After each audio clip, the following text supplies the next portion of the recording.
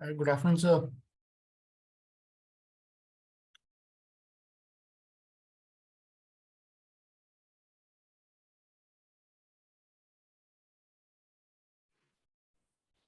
Good afternoon, sir.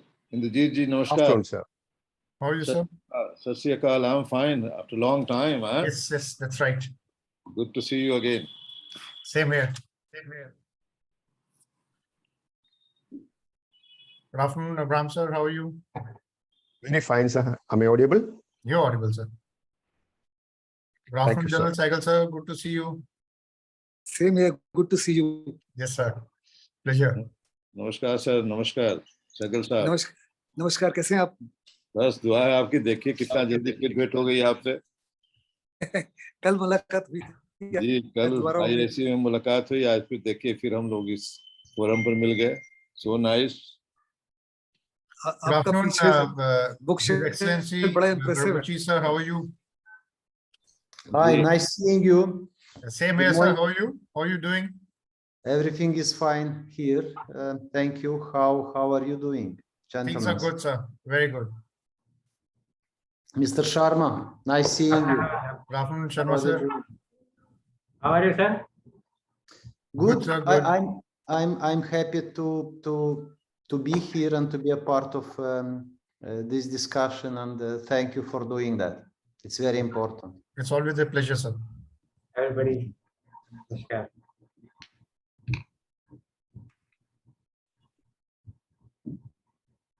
नमस्कार शर्मा जी। नमस्कार जी। आप कैसे हैं? बस आपकी शुभकामना है। अच्छा लगा आपको देख करके, और आपने ऑर्गेनाइज किया, ऐसा मौका दिया सबको। बहुत बहुत धन्यवाद। बड़ी खुशी होती है आप लोगों से मिलकर। जी टाइगर साहब नमस्कार। नमस्कार। With your big tikka, you are looking like a saint. ये परमात्मा ने बना दिया सिर्फ बचपन में। But what is good is that you also have a saintly outlook. Mishra ji नमस्कार। नमस्कार सर, गुड आफ्टरनून। बराड़ा साहब नमस्कार। Yeah, namaskar. Good afternoon. Jagal How are sahab, you, Mr. namaskar. Fyodor? Good afternoon, Mr. Fyodor. How are you? नमस्कार, fine कैसे हैं sir, आप? Fine. बहुत बढ़िया सर, बहुत बढ़िया सर, बहुत बढ़िया। कौशिक जी नमस्कार। Good afternoon, Fyodor. How are you? Good to see you. But then you also there. Hello mister फ्योडर।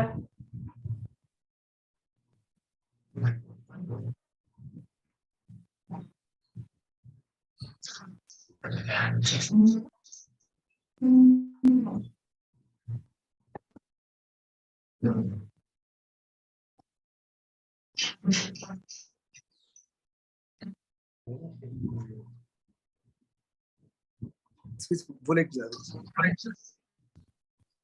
Kaushik ji आपकी सेहत का क्या हाल है? आप बिल्कुल first class. Good afternoon, Asana, sir. Good afternoon, how are you? Good, sir. Good. Good afternoon, assassins. your hat is looking very nice. Thank you. Kaushik ji आपका audio boot हो रहा है। म्यूट हो रहा है? नहीं, कौशिक जी का। अच्छा अच्छा।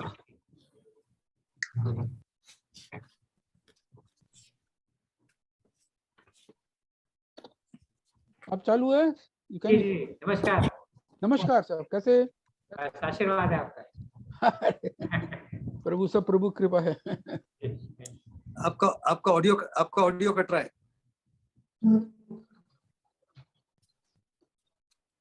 मेरा ऑडियो ठीक है।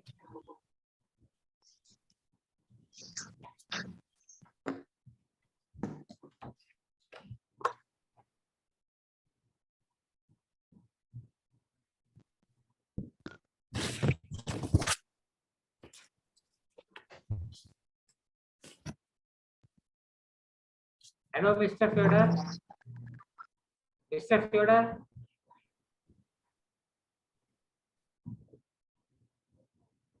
Федор Васильевич, добрый день. Вам господин Шарма говорит, приветствуется с вами. Good afternoon, Excellency. Doctor, sir.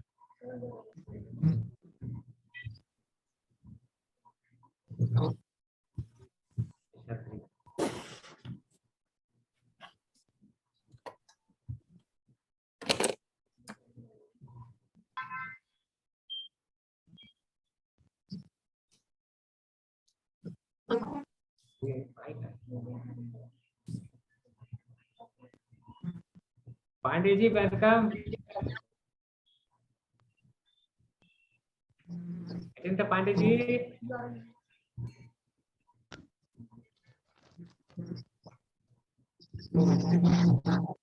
Yes, Pandey ji, namaskar, sir. Very pleasure to see.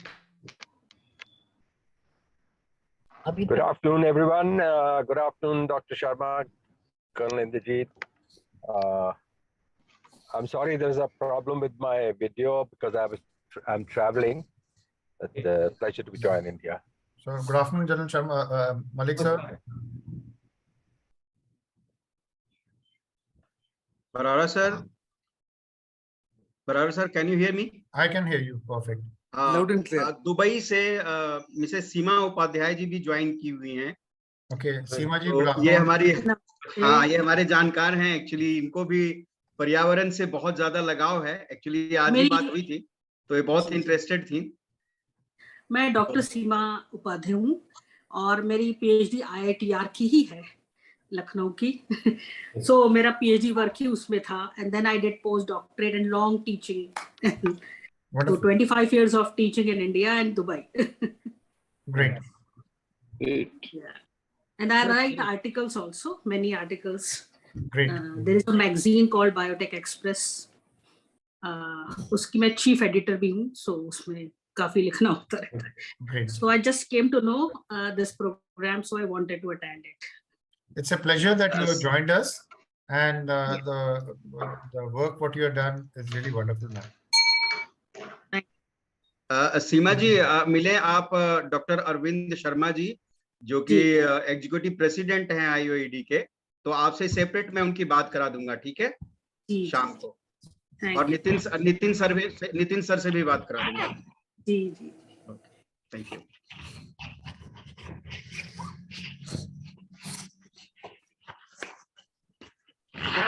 We'll just wait for a couple of more minutes before we start.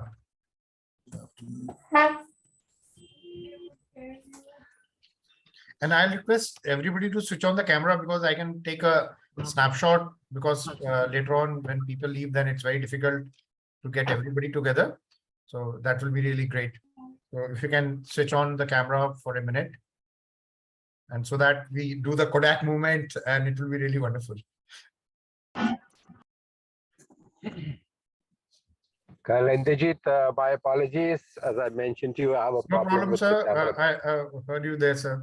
Not an issue. Yeah, okay. Thank you. Remaining, whosoever can switch it on, I will request. It will be really very good. Mr. Fiodor, if you can't switch it on, please. You're looking very smart today.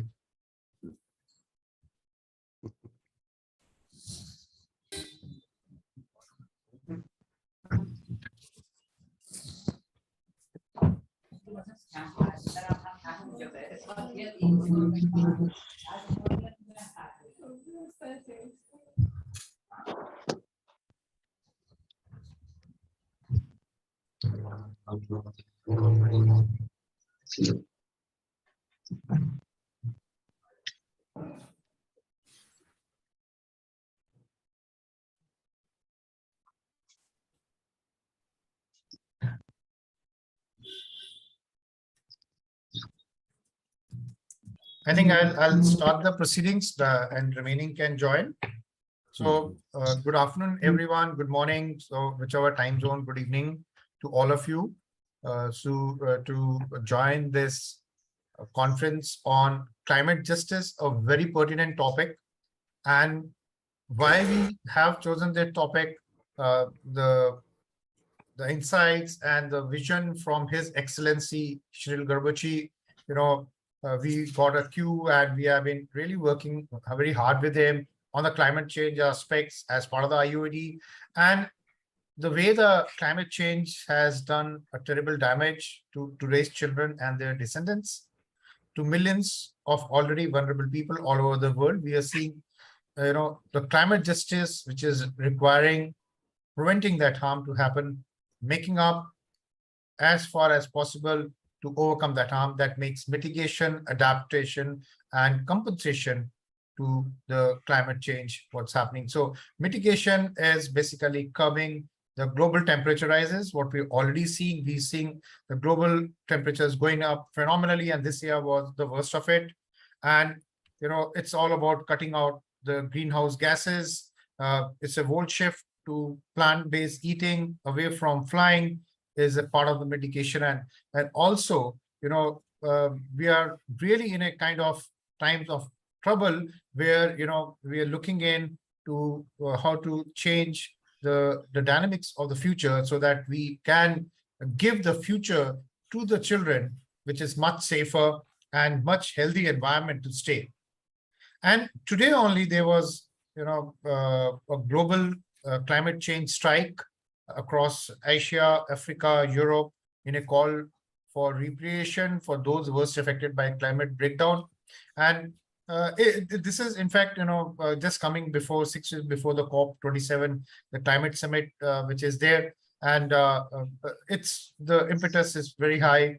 They are talking of the climate-related destruction of houses, infrastructure, and livelihoods. And what we are seeing today is a real problem area of the climate change. And now, for today's conference, I have a real August gathering with me today. I have His Excellency Cyril Garbuchi. He's a former PM Moldova. He's been a guiding figure for us at IOED. I have Dr. Arvind Kumar Sharma, Executive President of IOED. Along with me, I have Lieutenant General Malik, a known figure of IOED, Major General Astana, a UN representative to IOED, and a known figure on the TV, General P.K. Sehgal, again a known personality on the TV and for the defense and the strategic think tank, Dr. V.D. Abraham. He's a UN representative IOED, and he's been the vice chancellors of lots of illustrious academia and his universities in the past. Then I have Professor Dr. Charu Malhotra. She is a lead coordinator from IIPA. Mr. J. Krishna Mishra, Ambassador of IOED to UAE. Dr. Sudhir Ghawane, he's a former VC, MGM University. Ms. Ranjana Kanti, she's a co-founder of India Redefined. Dr. Markandeya Rai, he's a senior advisor to the UN Human Settlement Program. Dr. A.K. Merchant, Chairman, Bharat Spiritual Assembly of India of Delhi, and Professor Achinta Pandey.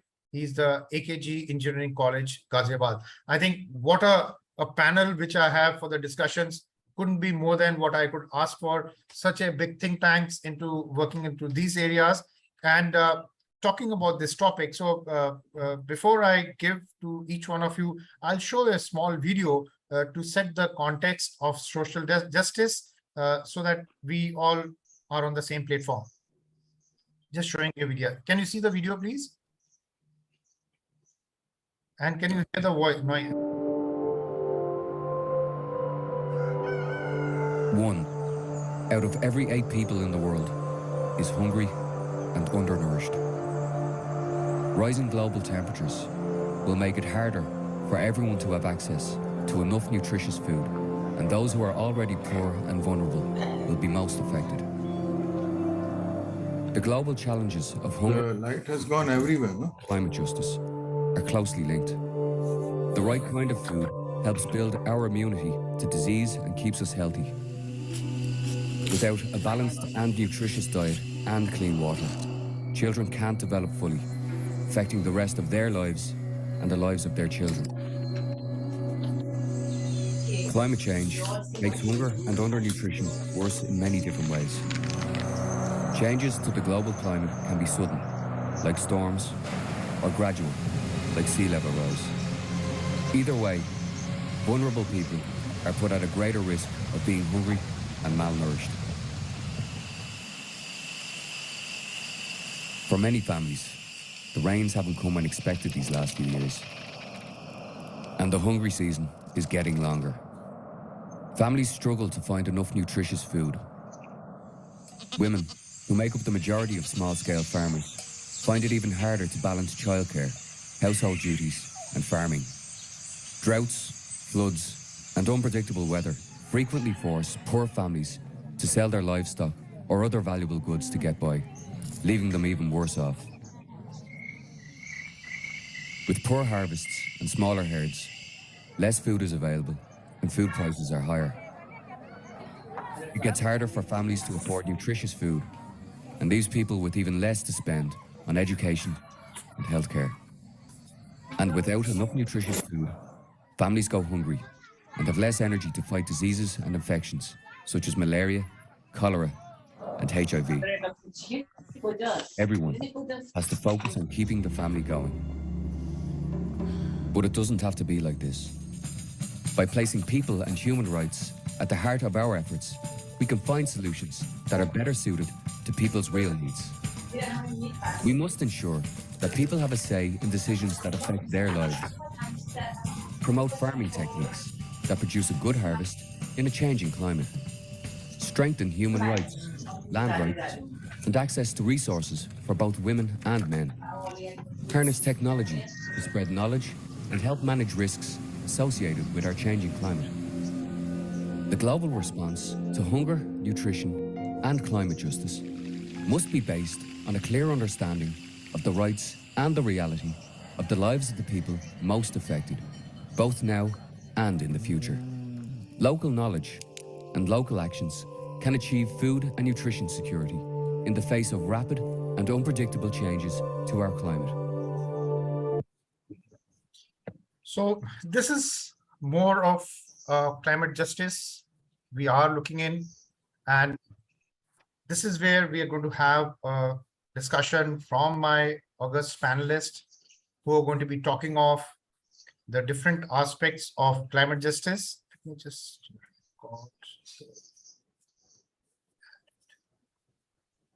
one second, give me a minute.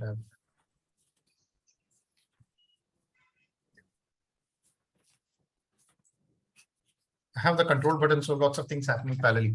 So what we are going to be talking of are what are the associated risks with the climate change? What are the impacts of digital technologies on the climate change? What are the steps to be taken in an urgent manner to prevent the bigger problems as a consequences for the climate change? What should be the right action plan in this direction? How provisions of special financial assistance for programs and projects for disaster reduction can be materialized? What are the adaptive measures to be deployed in the most vulnerable countries in the, to nurture their resilience in the face of increasing frequency and amplitude of extreme weather events? Such a long list of thought process what we have, and it's a real concern what we are trying to address today. I'm looking in for all the panelists to give their details, and to begin with, I will request Dr. Arvind Kumar Sharma, Executive President, IOED, to give his remarks. A word about Dr. Arvind Kumar Sharma. He's the Executive President and Chairman of Executive Council of Governors of International Organization for Education Development.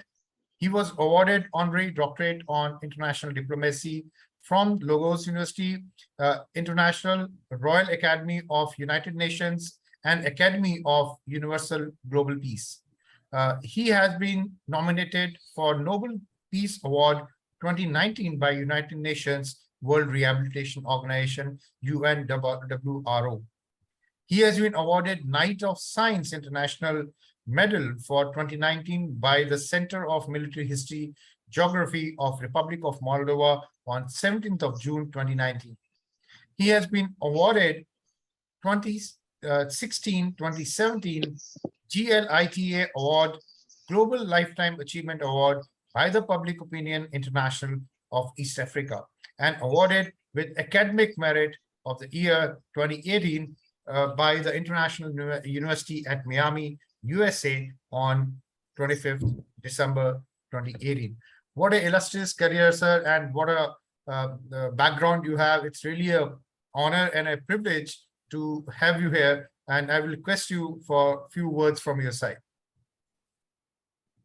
Over to you, Dr. Arvind Sharma. Thank you, Colonel. You tell us what is the situation there. I'll request everybody to mute yourself while you're not talking so that there's no disturbance. Yes, sir. Thank you, Colonel Inderjit Singh Barara ji. Good afternoon to all the esteemed speakers, dignitaries, and my young friends who are always there in branding the IOD's events and conferences. I, Dr. Arvind Kumar Sharma, welcomes you all in today's conference on climate justice. Kindly accept my heartfelt thanks for taking out time and to make today's conference a grand success. Friends, today's topic, climate justice, is of utmost relevance, and that to when maximum countries are under a constant threat of war, be it cyber war or hardcore war. We invented weapons and explore technological ways for the sake of convenience of human beings. But no one has ever thought that one day we will become slave of technology. Now its repercussions are before us. Climate change is the biggest threat as of now. Europe is facing drastic temperature transitions, floods and earthquakes in Asia, nuclear challenge due to Russia-Ukraine war, etc., has hit the economy of almost every country. COVID-19 pandemic has already taught everyone a serious lesson.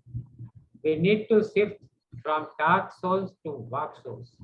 In the month of November, the 27th session of Conference of the Parties, that is COP27 of the United Nations, will take place in Sharm el-Sheikh, Egypt. I would like to request everyone who are listening and will watch the video once it uploads on YouTube to please share your articles with the IOD mentioning suggestions, action plans, etc. to be presented to the organizers of COP27 and various governments. Also, the IOED is inviting projects related to energy sector. Interested organizations are most welcome. Feel free to contact us. It's time to stand solidarity and save the Mother Earth from further deterioration and for the sake of our future generations. Further, I am feeling privileged to present Certificate of Climate Rakshak Award to all the esteemed speakers. Colonel Barara will do the honor on behalf of the team of the IOED. Thank you once again and all the best to everyone for their presentation. Jai Hind, Jai Bharat. Thank you, sir. Thank you very much for your motivating remarks. Really appreciate your inputs and the way you're guiding the IOED. It's really appreciable, sir. And with your leadership, you have been able to take IOD to new highs, and as part of the ECOSOC of United Nations, it could have not been possible where we are today. I'll now request His Excellency Shiril Garbuchi, who has been able to take out time from his busy schedule. And we are really very honored to have you here for the event. And I can really hardly say anything about His Excellency Shiril Garbuchi. He's been a world-known figure. He's the former Prime Minister of Moldova. In 2018-2019, he was Minister of Economy and Infrastructure of Moldova. Since his tenure as Prime Minister, he started and currently leads the company Ecofarm that is active in Moldovan agriculture sector. In addition to offering products and services for sale, the non-government organization Ecofarm educates Moldovan farmers about innovative technologies and greenhouse farming. And really wonderful, sir, the work what you're doing for the climate improvement. And prior to his political career, he was elected by the board of directors as the chief executive officer of Moldcell, the first native local elected as CEO in the Telesinera group of companies. While leading the SSL as CEO, His Excellency Shri Garbachi managed a budget of over $600,000 with over 600 million in sale, established strategic relationship and partnerships with state authorities and local businesses, and he has got in-depth business skills and upstanding commitment to local causes that garnered him several awards and honors. And really privileged to have you here, sir. I will request you for your kind words on the climate justice. Over to you, sir. Dear moderator, thank you for presentation you have done. I would like actually to thank Mr. Sharma, our president of IOED, and I would like also to thank everyone who is participating at today's event.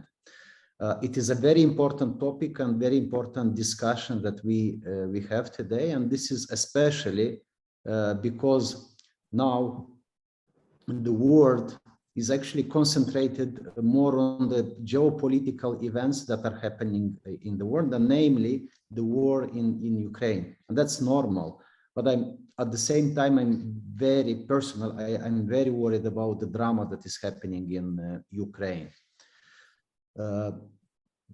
The time now when we do have access to technology and access to extraordinary scientific results, and we have so many knowledges about the past, and we know that we as humanity, we passed through different wars during our history, we are still choosing the weapons instead of having a dialogue. I would like to say that today already on our Earth, on our planet, we have so many weapons that out of any war, I don't understand how we can have some winners. I am very worried also about the decisions of different governments to finance more and more weapons production and investing a lot of money in militarization. I'll just give you an example that the budget of the world's most powerful countries in 2022 will get to $4 trillion. So you can imagine $4 trillion we are investing in basically fighting to each other. And okay, we call it security or defense budgets. What we have to do is to try to convince the authorities to focus more on the planet security and the security of the planet from the consequences or actions done by us, by human beings. I think that's one of our challenge. We have to do our best to convince the governments, and we have to be able to convince the governments to collect important resources for projects that have the main scope to stop global warming, to ensure that we, human beings, we have access to clean air, clean soil, and clean water. The problem I'm talking about now, it cannot be ignored anymore. The countries have to be able to cooperate, have to be able to form a team and to prepare an action plan, and also to give the responsibilities and to help each other. I think it's time to walk the talk. This is something, it's a common problem. I'm not afraid to call it problem, that have to unite all of us and to make the whole world, as I mentioned a little bit earlier, to make all the world to work and to act as a team. Let's ask ourselves, dear moderator, you just mentioned in your short movie and in your speech about the fact that what we do leave to our next generations. I mean, let's ask ourselves what heritage we are leaving to our children. It's very simple. We leave them a polluted planet, affected by global warming, not affected, but a planet full with a huge number of weapons. And I would mention a very dangerous weapons, and a planet actually populated with nations that are against to each other, or they are in sort of different conflicts. I don't think any of us participating at this conference today wants to leave this to their future generations. What we have to do is we have to learn to accept that we are all different, and it's okay to be different. And we have to be able to learn that we have to accept the different points of view. We have to learn to elaborate or to create more common projects that would unite us, that would make us to cooperate to each other, and of course to share the experience from one country to another country. We have to learn to be able to bypass the unnecessary debates or conflicts. We have to learn to be kind to each other and to be moral human beings. Being able to focus on dialogue rather than focusing ourselves on conflicts. We have to be able to have very respectful attitude one to each other, and to understand that the conflict is not the solution. We have to seek for the compromises and for, I call in business, win-win situation, when both or all the parties are winning something out of that situation. Not to be egoists, of course, and to learn to live together in one peaceful earth or planet. And these things I'm mentioning here, we have already to do it today. Otherwise, it may be late. Thank you. Thank you very much, sir. And very pertinent points you have highlighted for the climate change, and the concerns which you have raised are very genuine, and which we have to really look up as a community, as a world body. And we are really very thankful that you are doing such a wonderful work for the climate change and your efforts towards the ecoform and overcoming the global warming. As a token of appreciation, I will request you to accept from our side as a certificate of climate Rakshak. Rakshak means a warrior award from our side. That's IOED, and I'm very sure that you will accept this. And it's a real pleasure to have you here today. Thank you very much, sir. I would like to thank you as well for this appreciation, and thanks again to our organization, to Mr. Sharma and his team for having these discussions. It's very important for all of us today. Thank you, sir. And the efforts are really wonderful, sir, what you're doing. And I believe you are going to be there for the climate change conference also at COP27, and really going to be talking of the real concerns which are concerning everyone on this earth. So really appreciate as a global leader, as a representative of our, as a vision of our IOED, as a visionary of the IOED, you'll be moving there, sir. Thank you very much, sir. Thank you very much for your time. And I will move ahead. Going further, I will request General Sehgal, because there are a couple of panelists who really want to move ahead faster than the time. So I will just get on to General Sehgal and then General Astana. I think both of them have got real meetings. So thank you very much, General Sehgal, sir, to be there with us. And General Sehgal is a veteran, a known TV personality, a strategic think tank of the country. And he retired in 2002 as the head of Air Defense College, wherein he trained officers in nanotechnology, IT, electronic warfare, radars and computers. And prior to that, he trained around 3,000 officers Indian Army and 38 foreign armies at Army War College, Mao. He also trained cadets at National Defense Academy, Kharagpur, and the Officer Training Academy at Chennai. Until date, he's sponsored approximately 10 lakh. Really, kudos to you, sir.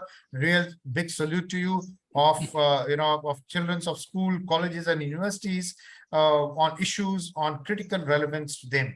In addition to major news agencies such as ANI, NNIS, Asia Pacific, TV9, they have interviewed, and the list is small. I think every TV channel today, in fact, is really watching for you to have you on their channel, for discussion. Besides, the Indian channels, even the international channels are really wanting to have you there. So, real pleasure to have you on this panel, sir, and would like to hear your views on the climate justice.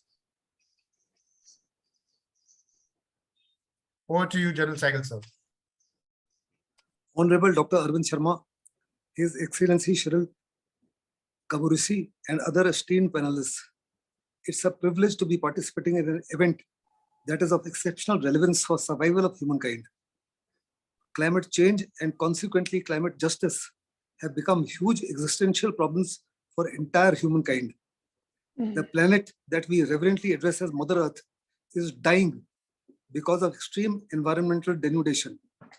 Sustainable development, afforestation, water conservation, waste management, and renewable energy are part and parcel of survival imperatives.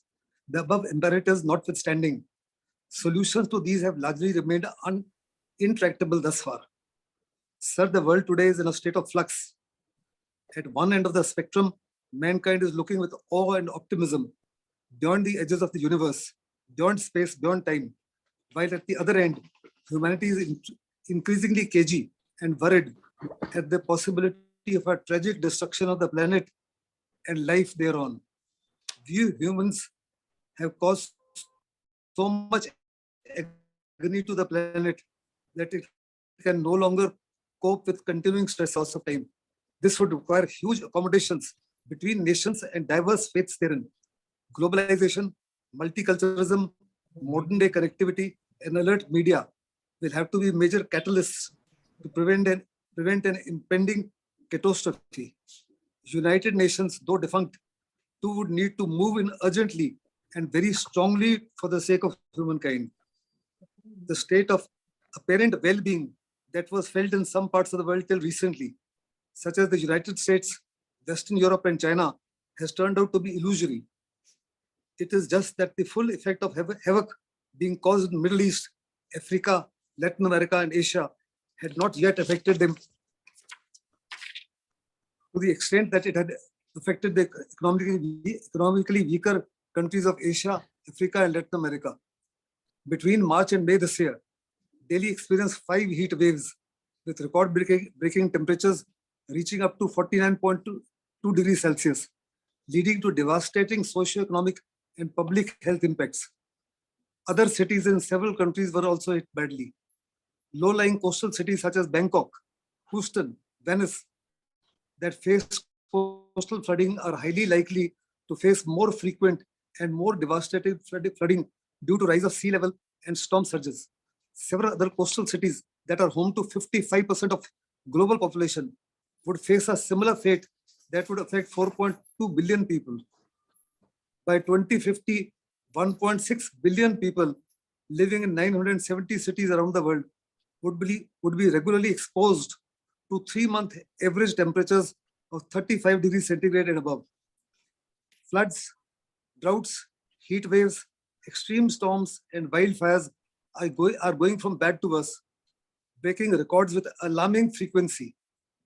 Heat waves in Europe, mega floods in Pakistan, prolonged and severe droughts in China, the Horn of Africa, and the United States have been completely unprecedented. There is nothing natural about the new scale of these disasters. They are the price of humanity's fossil fuel addiction. Usually long and early onset of heat waves that Pakistan and India experienced this year occurs only once in about 100 years, but it is now likely to happen 30 times more frequently because of human-caused climate crisis that has resulted in large-scale flooding in Pakistan and forest fires in Uttarakhand and Himachal. In 2021, extreme heat killed more Americans than any other weather-related disaster. In July 2022, over 150 million Americans, that is 1 out of every 2, were in parts of the country where temperatures rose to 49 degrees centigrade. American states were advised to cut energy usage to avoid rolling blackouts. America's cities struggled to deal with heat. The record-breaking temperatures in Britain resulted in closure of schools and routine appointments in hospitals. The Royal Air Force had to rearrange flights from its biggest airbase after the runway melted. Heathrow, one of the busiest airports in the world, faced a similar dilemma. In Europe, things were bleaker. After weeks of drought, heat waves sparked wildfires in France, Greece, Portugal, and Spain. Parts of America are slogging through a hottest summer ever, and swathes of eastern and southern China have seen unusually high temperatures. New records will be set because of humans' continuing dependence on fossil fuels. The consequences of this are increasingly becoming disastrous. Heat waves are killing people while productivity is plummeting. Food production can decrease up to 25%. Other systems are at risk too. Heat can disrupt everything from manufacturing to transport. Drought in Europe has left the Rhine River, which is a major trade route, inches away from being too shallow for barges to pass through. Investments in solar, wind, geothermal, and ocean thermal energy have become essential for survival. Similarly, tidal power and carbon capture projects cannot be wished away any longer. Yesterday, that is September 23rd, 120 odd presidents and prime ministers or their representatives gathered in New York for a UN meeting on climate change. It was the first time that the subject had brought so many leaders together since the ill-fated Copenhagen summit of 2009. All nations, particularly the rich, have now realized that wind and water do not recognize national or international borders, and that reining in global warming is a political imperative. This meeting will be followed by COP27 in Egypt in November, wherein public and private sector leaders will unite to seek technological. Numerous agreements and protocols have been signed, but none have made any significant dent to global warming. This is primarily because the biggest polluting nations neither followed through with their commitments, nor did they release the promised funds for its mitigation by the poorer nations, who unfortunately are the greatest sufferers. Reasoned dialogue apparently had no place. Lip service has been paid thus far to international concerns. To ensure climate justice, United Nations, particularly its Security Council, must be restructured without any further delay to reflect the new global realities as well as the aspirations of the vast majority of the people of the world. It can no longer be an exclusive preserve of the privileged few. Presently, two continents, South America and Africa, have no representation. The world's largest democracy and second most populous nation, that is ours, India, is not included. Even the third and fourth largest economies, Japan and Germany, are unrepresented. Superpowers who could, along with India, provide technical solution to humankind's most pressing existential problem. Even the veto rights for any single member of the Security Council should be abolished, as they are mostly misused. Thereafter, all Security Council decisions should be taken on the basis of a majority vote or a two-third majority vote. Carbon tax must be levied, particularly on world's 12 largest polluters, and the money collected by the United Nations should thereafter be used for ushering in technological solutions to fight the climate crisis. COVID-19 has demonstrated that foundations of prosperity are precarious. Disasters long talked about and long ignored can come upon us with no warning, turning life inside out and shaking all that seemed stable. The harm from climate change will be even more massive and longer lasting than the pandemic. If there's a moment for leaders to show bravery in heading off the disaster, this is it. They will never have a more attentive audience hereafter. Climate justice touches everything and must be tackled urgently and clear-headedly. Measures to check climate change have to be wide-ranging and all-encompassing. To decarbonize economies is not simple. It requires a near complete overhaul. Market economies backed by modern technologies can produce the response that climate change requires. Competitive markets and politicians with a genuine desire for action can do more than any other system to limit the global warming. But the longer the humanity takes to curb emissions, the greater the dangers, sparser the benefits, and larger the risks of catastrophic surprises. Climate is a matter for the whole of government. It can no longer be left to the Minister for Environment. Global warming is a problem that can no longer be put off. It is here and now. Delay means that mankind will suffer more harm and face a vastly more costly scramble to make up for the lost time. It is imperative that hereafter, the public should not elect parties or individuals who are not supportive of reining in global warming. I have finished. My profuse thanks to IOED for having given me an opportunity to speak on such an important survival issue of humankind. Thank you very much. So thank you very much, sir. And you really highlighted the points and the concerns and the way the things are. And I'm very sure the kind of work what you're doing, it's really going to make an impact in the overall mankind and the times to come.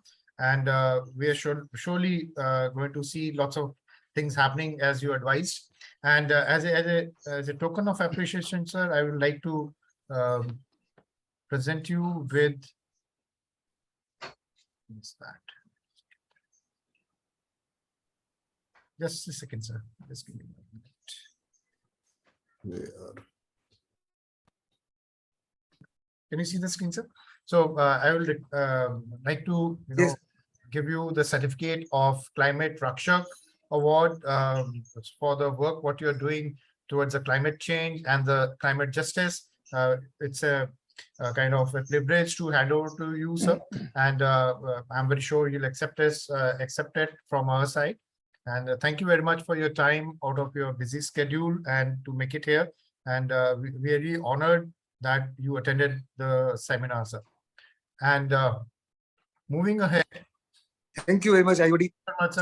It's great to be presented with such a certificate. Thank you very much. Thank you, sir, and look forward to meeting you, sir. Moving forward, I have another, speaker, very renowned. So, in fact, today's panel is such interesting.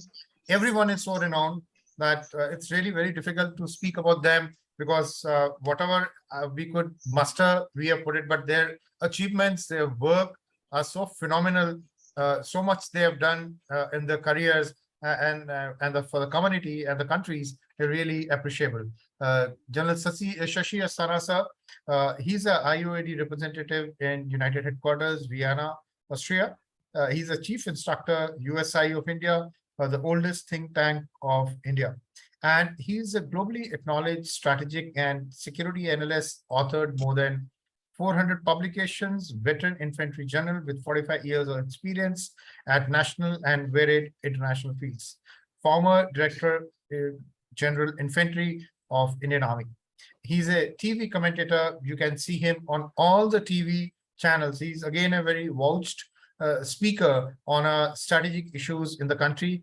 And he speaks on strategy. He talks of military, strategies which are there, United Nations organizations. He's a think tank and talks quite a bit at universities. And he's currently on Governing Security Council Confederation of Education Excellence, CEE, International Organization for Educational Development, IOED, and other UN organizations. A distinguished expert, Bharat Center of Canada, advisor, MIT University, Bharat Media LLC, USA. So thank you very much, sir, for making it to this webinar. It's really a proud privilege for us to have you here today. So over to you, General Asthana, sir.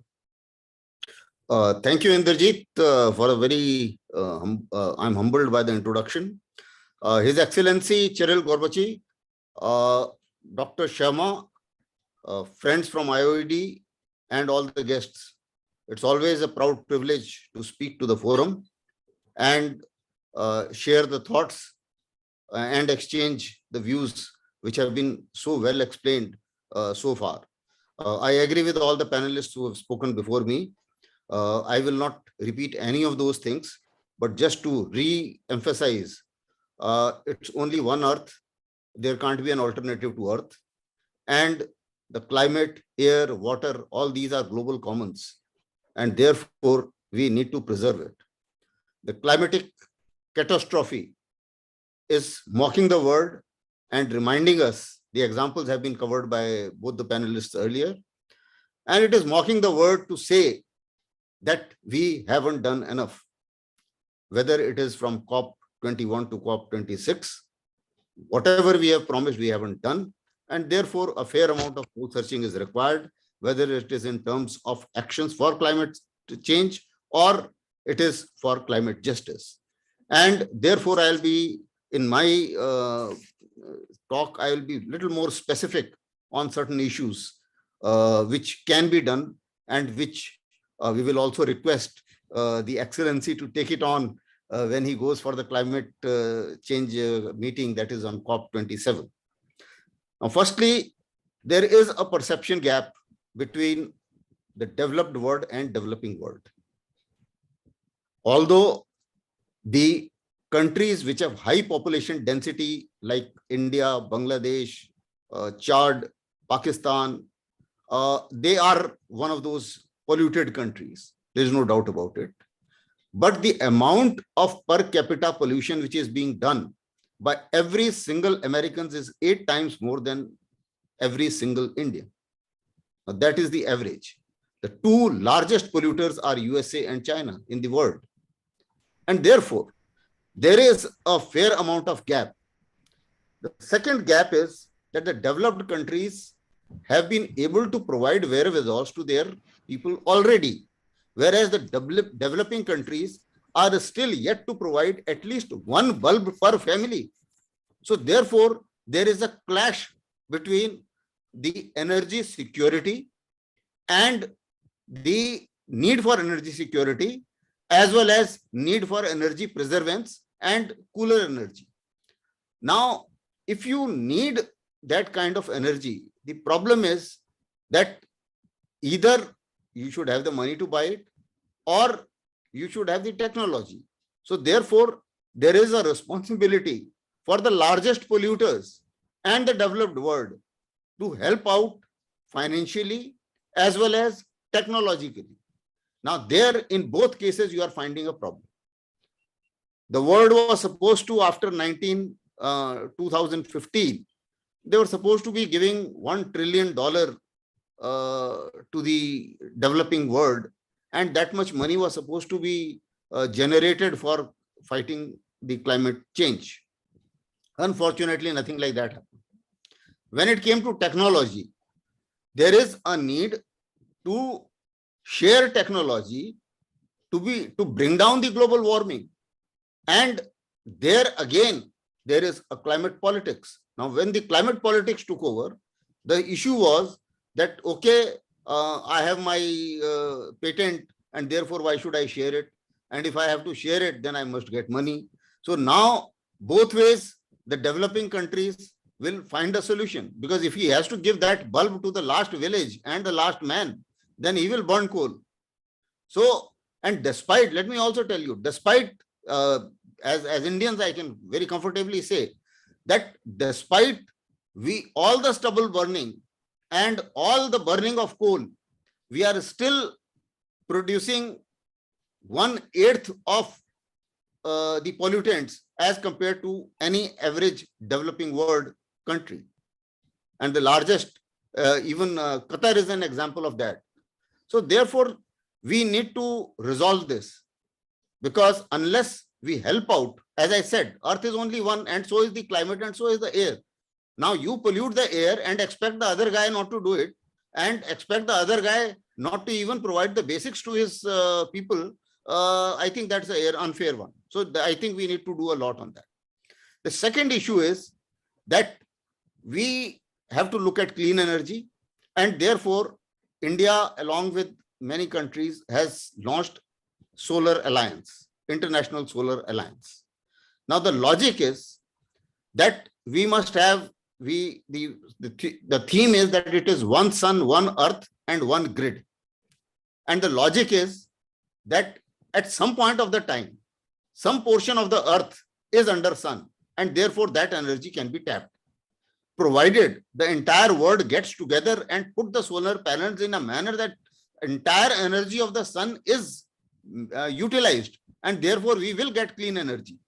And I think this is one thing which should be adopted by COP27 as a major project, and it should be perhaps funded as well as made popular through various means. Now, when I say various means, what are those means? The means are the approachability and inclusiveness. How can you do that? Yes, we can also perhaps utilize some of the UN peacekeepers. There are countries where UN peacekeepers exist in various corners of the country where facilities don't exist, but there are UN footprints, and therefore perhaps this kind of solar paneling work can be reached out. The second issue is the UN Framework Convention for Climate Change, that is 2015 agreement. And also in Glasgow summit, there were certain points that, okay, they took up a proposal that we should have climate as UNSC subject, and it should be treated as internal peace and security subject. Now, this is something which was opposed by many countries, including India.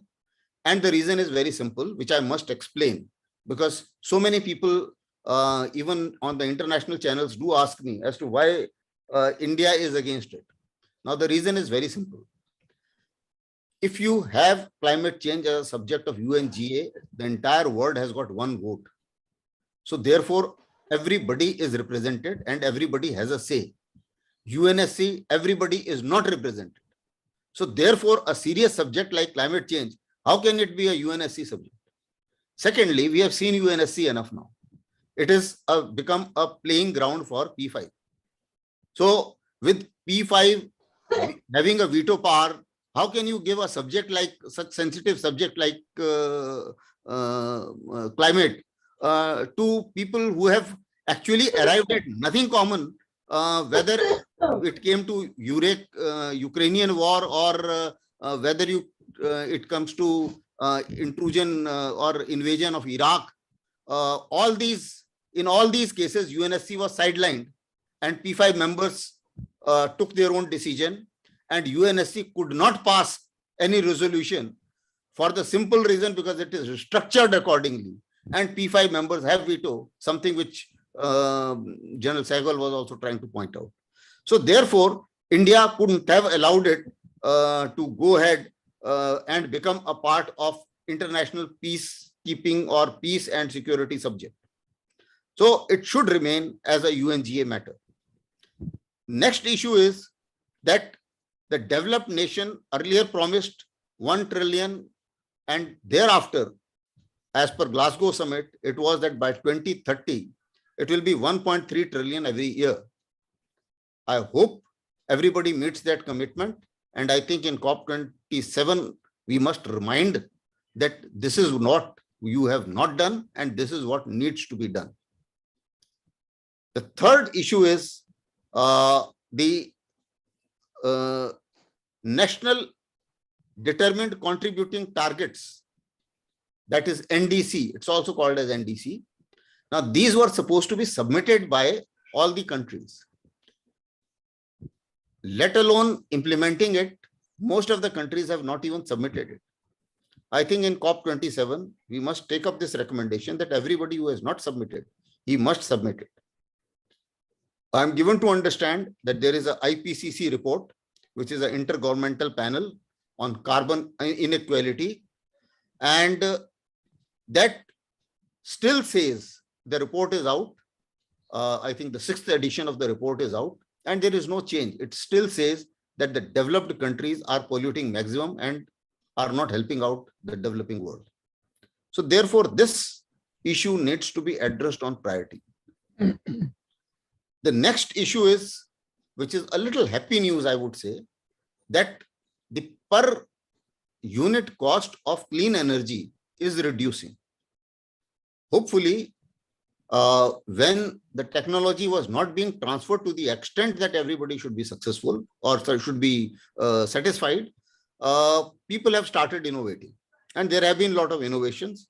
And I'm given to understand that the World Meteorological Department as well as the UNEP, they have also done a fairly good job within the means.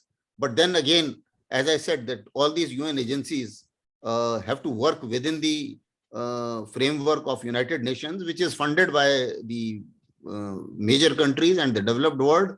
And the developed world has its own agenda, and therefore the issue is that we must give implementable guidelines. And that is the reason why India has given a lot of commitments, and very implementable commitments. Like we have said that we will stop the fossil fuel use by about 50% by 2030, very reasonable target. And we have also said that we will become carbon zero by 2070, again, a reasonable target which we should be able to meet. And I am given to understand that the IPEF in the 6th assessment report has suggested the working groups. That is, there is working group 1, which is for the dual scientific basis of climate change. That is, they should be able to, they are looking basically towards the technology part of it. And the working group 2 is looking at the impact and vulnerability and adoption issues. And working group 3 is supposed to look at the actions and combating climate change. So my recommendation would be that in COP27, we should see the finalization of these working groups and seek a report. And if not a report, because since this is just, this is not that early and they haven't got adequate time, but certainly their action plan can be looked for during COP27.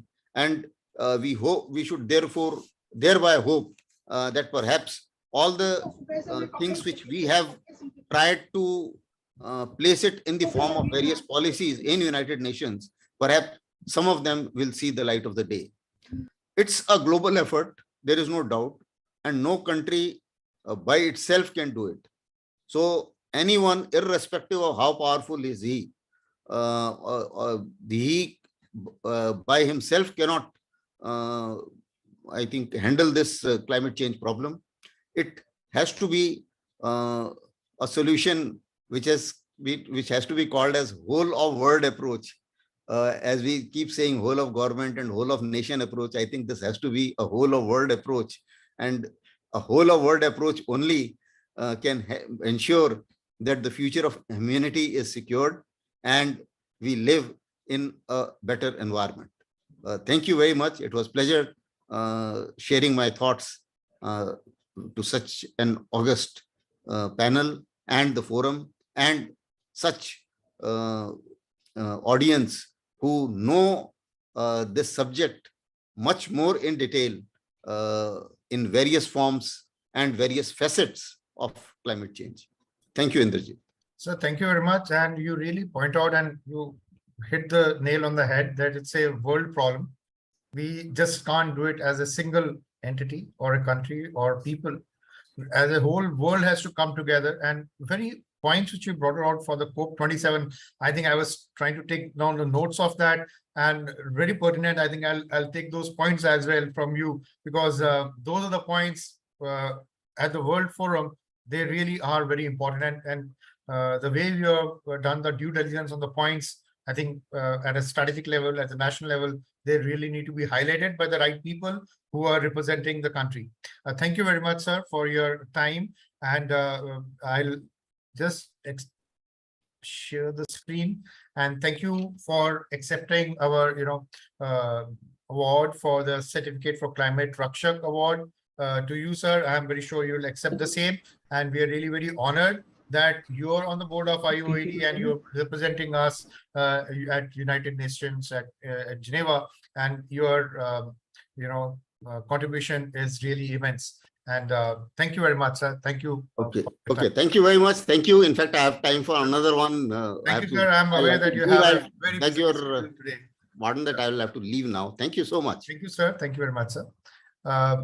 Moving on, I have another panelist who's really very, very kind of known figure.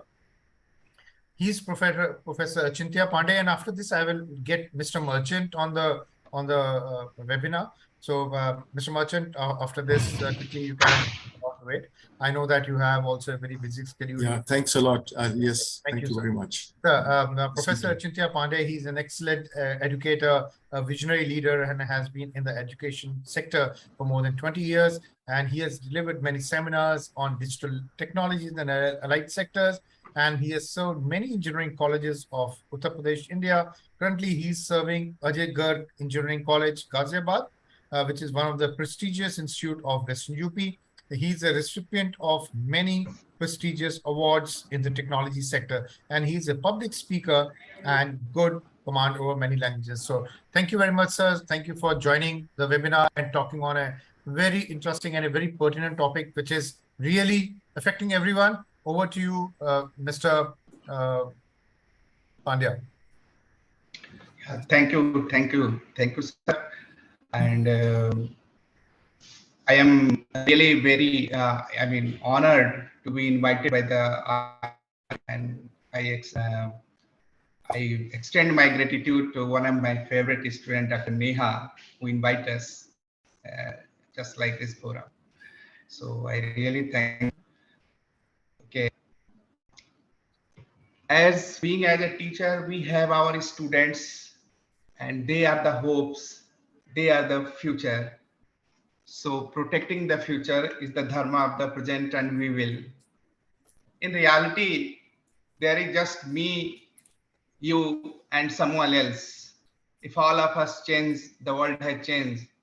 If we refuse to change, we will be only talking about. We are talking about all kind of things. Right now, they are negotiating hard in Paris or elsewhere, where India and the other countries essentially been talking about for last 25 years at various forums, saying that let's talk per capita division of consumption and carbon footprint. If we do that, in India, we hardly have footprint because most people are living in sack. They are not consuming really anything. They are not leaving a carbon footprint. The man disappears tomorrow, he's not left a footprint, right? But they want a different kind of things. This is a deal which has to be hard negotiated. That's happening. Leaving this aside, what we are trying to ultimately do is to curtail human aspiration. We will not succeed. Believe me, there are people in many developed countries. Earlier they were driving Prius. Now they are all into Tesla. But in their garage, they got into Ferraris. They got a big SUV. Okay. This is when they go to the office, when they go to social gathering. They want to be seen in electric car. When they go out with the family, they want to ram a 6-cylinder car. All right. So I'm saying you cannot curtail human aspirations. The best thing is to curtail human populations. At the beginning to 20th century, we were 1.6 billion people. Today we are 7.9 billion people. So many times we have multiplied. We are nice, but we are too many. We need to understand this. This is the problem. There is only that much human life the planet can sustain. And above all, because of technological prowess that we have today, we are consuming probably what 10,000 men would consume 1,000 years ago. Yes, one man, I am saying. One human is consuming what 10,000 human beings would consume 1,000 years ago. So when this is the case, the simplest thing is we must project or plan for a less population in the future. But right now, the United Nations predict that by 2050, we will be 9.6 billion people. By 2075, we will be 12.1 billion people. I want to just imagine the life on this planet. You and me may not be here, but if this projection becomes a reality, our children and their children do what you want. They can't live well. But anyway, if we do not consciously control this, nature will do it to us in a cruel way. It's not that we will be allowed to simply spawn like this. Something will happen. Something will happen that we don't know how to handle, and cruel ways of things will happen. But the very pride of being human is we can do what we want consciously. It is something we need to talk up. Every world leader has to talk this out. So this is the message through this forum I want to give. And thank you, Dr. Pandya. Really wonderful your thoughts on the climate change and how it's going to change and the way the population is increasing. We are really in a kind of a problem, and we have to address it right now. It's a time which we have to look into. And as a token of appreciation, we will request you to accept the certificate of Climate Rakshak Award, which we are wanting to give it to you. I'm very sure you will accept it. And thank you very much for coming to the panel and for the discussions. Thank you very much, sir. Thank you very much, and thank you, IOED. Sir, thank you, sir. And moving on, I will move to Dr. Merchant. All right. Just give me a minute. I just need to introduce you before. Well, thank you. Go on. I know that you have city of time. Try to be quick. So that's the admin work which I need to do today. So it's a real pleasure, Dr. Merchant, to have you here. And Dr. Merchant is the National Trustee cum Secretary, Lotus Temple, Baha'i Community of India. It's a real privilege to have you here, sir. And you are the General Secretary, the Temple of Understanding India, NGO with consultative status at United Nations. And National Trustee, Sarvodaya International Trust, Associate Secretary General, and also you are the Global Warming Reduction Center. Yeah, that's Visiting Faculty, Center of Cultural and Resource and Training, Ministry of Culture, Government of India, and a subject matter expert on for interfaith education and Indian culture at the Jawaharlal Nehru Memorial Fund. And you are the Honorary Director, Messrs. MK Aromatics Limited, Chennai. So it's a real pleasure to have you, sir, and would like to hear from you your thoughts on the climate justice. Over to you, sir. Yeah, first of all, I'm really beholden to General Sharma, Madam Nehaji, His Excellency Cheryl Gaburichi, the very distinguished persons. There are generals, brigaders, and to you, sir, Inderjeet ji, for giving me the time. I know since we have so many speakers, I will not take too much time. But as I have written in my chat box, the climate emergencies or the climate crisis is not something that's just happening in vacuum. All of us are very senior and distinguished in our fields, and we know that from the late 1980s, when under the Willy Brandt's chairmanship, the Common Cause document was released, these issues have been flagged. There was also the limits of growth. Then came, the series of conferences which the United Nations convened, and billions of dollars have been spent, right from the World Children's Summit in 1990 to the Earth Summit in 1992, to the Human Rights Summit in 1993, to the Population and Development Summit in Cairo in 1994, then to the World Women Conference, the fourth one in Beijing. It was on the outskirts of Beijing, and it was followed up later in the year by the World Social Summit in Copenhagen. And then there was the World Food Summit in Rome, which is the headquarters of FAO. And in all of these conferences, so many of these issues relating to climate, relating to the issues of how human beings should live on this planet and make sure that it does not, we don't upset the balance to such an extent. Actually, literally speaking, we are now in the midst of what is called the 6th mass extinction of our planet due to the vast destruction of the biodiversity and the imbalances, and even the recent example of the COVID-19 pandemic. What lessons have we learned? And as our generals have clearly pointed out, vast amounts of money are going for destructive purposes, which are vitally needed for ensuring that the commitments made at the various COP summits, particularly the Paris Accord, that was a very landmark. And then the last one in Glasgow. I've been following all this, the Montreal Protocol on greenhouse gas emissions, all of this, we are very familiar. And even the Millennium Development Goals that was concluded in 2015, there were many issues relating to water, conservation of water, living in harmony with nature. And in many of the other international conferences, such as the Parliament of World's Religions, these issues were also flagged. So a large number of questions arise. And today, when we are have crossed the first 9 years of the Agenda 2030, which are to conclude in 2030, the Sustainable Development Goals. If you go to the assessment report of the MDGs, you will notice that only about 45% of the MDGs, the 8 goals that were listed, were actually fulfilled. And although the sustainable goals, the commitment of the nation states is much more, yet the magnitude of the challenges and the crises have also made quantum jumps. So certain questions arise. The leaders of the world bear an unenviable burden.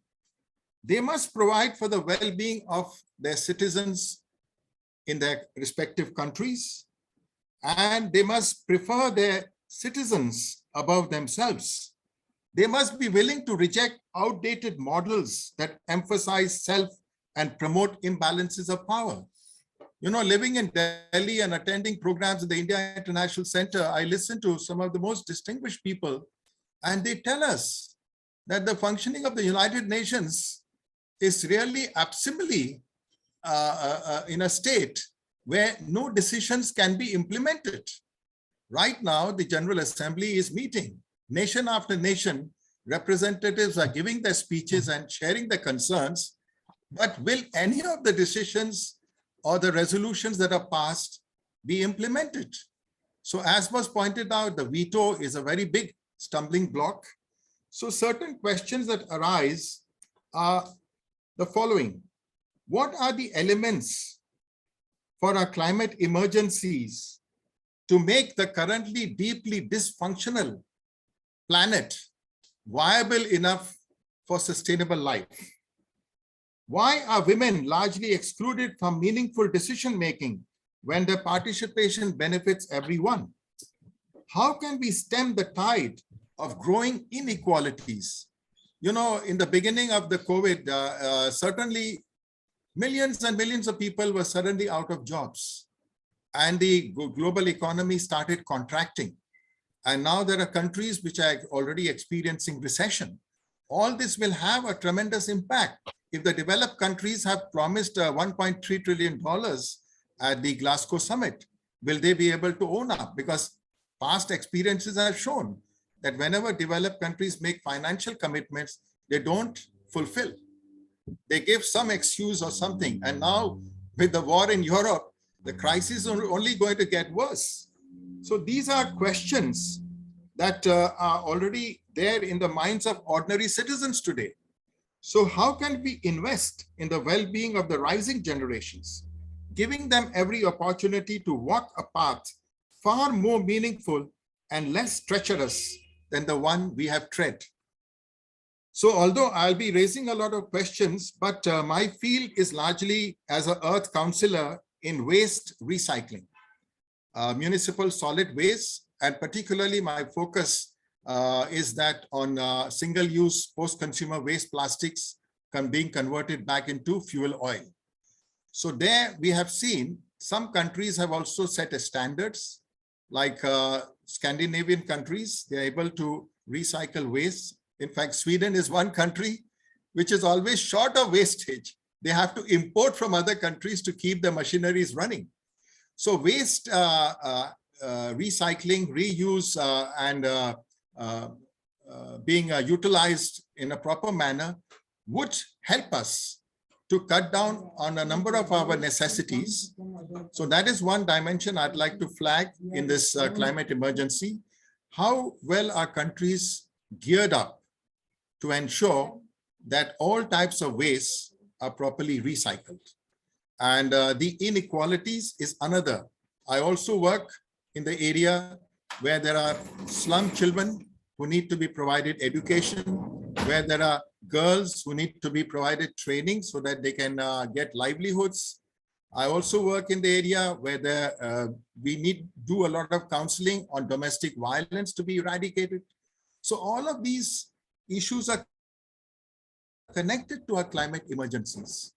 And we have seen that when people are empowered, when genuinely the ethical and spiritual principles are brought into action, then the pragmatic solutions that are being offered to address the climate crisis, they are better managed, better understood. And there is a moral commitment on the part of the organizations and institutions. So given the limited time, I'm once again very grateful to the IOED, to Dr. Neha Sharma in particular for persisting and bringing us all together to this very important gathering. I have another issue about legal aspects. There are many dimensions to the climate emergencies, and I'll be sharing my PowerPoint. I've already shared, and also the article which I wrote for the United Nations Environment Program and which was appreciated. There were examples also given by organizations and individuals who are able to create awareness and bring about change. So capacity building and awareness generation is very important. Very last point, a very simple awareness commitment is segregation of waste. If every home, you know, in India, there are more than 300 million homes, because this is what the census of India have. Every home has to be given a number. Then they find out how many people are living in that house, what do they possess, what do they do for their livelihood, what are the things they consume. There are something like 20 items in the census form. So this tells them a lot. So just a simple initiative of waste segregation. Separate the wet waste, the organic waste from the inorganic waste. And within the inorganic, you have paper, when you have plastic, you have metals. So thank you, sir. I think we are short on time now.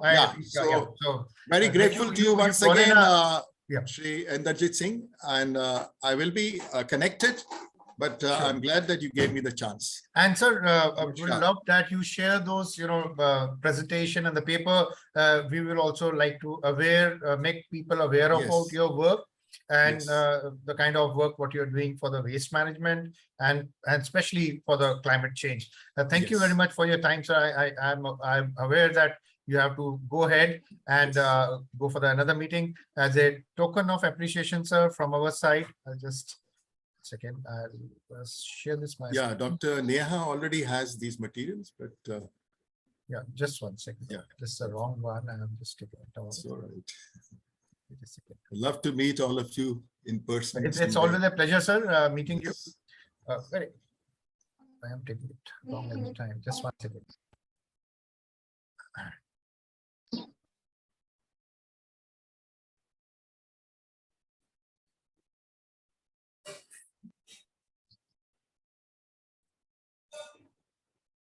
It's all right. Doesn't matter. I take it. It's always done. So as a token of yes, sir, please accept our token of gratitude to you, sir, for the work what you're doing towards the climate change and a certificate of Climate Rakshak Award. I'm very sure you'll accept this. It's a real pleasure that you are here for the webinar and discuss the points which are pertinent for everyone. And we definitely have taken notes from your highlights, which you have given, very useful for us, sir. So now, thereafter, I'll call. Thank you very much. It is now or never for humanity. If we don't do anything, we're all there. Yes, we have to make the world really better. Yes. So I will now request Brigadier Abraham and thereafter Dr. Markande. So over to you, Dr. Abraham. I'll just 1 second. I'll just want to read about you. Just give me a minute.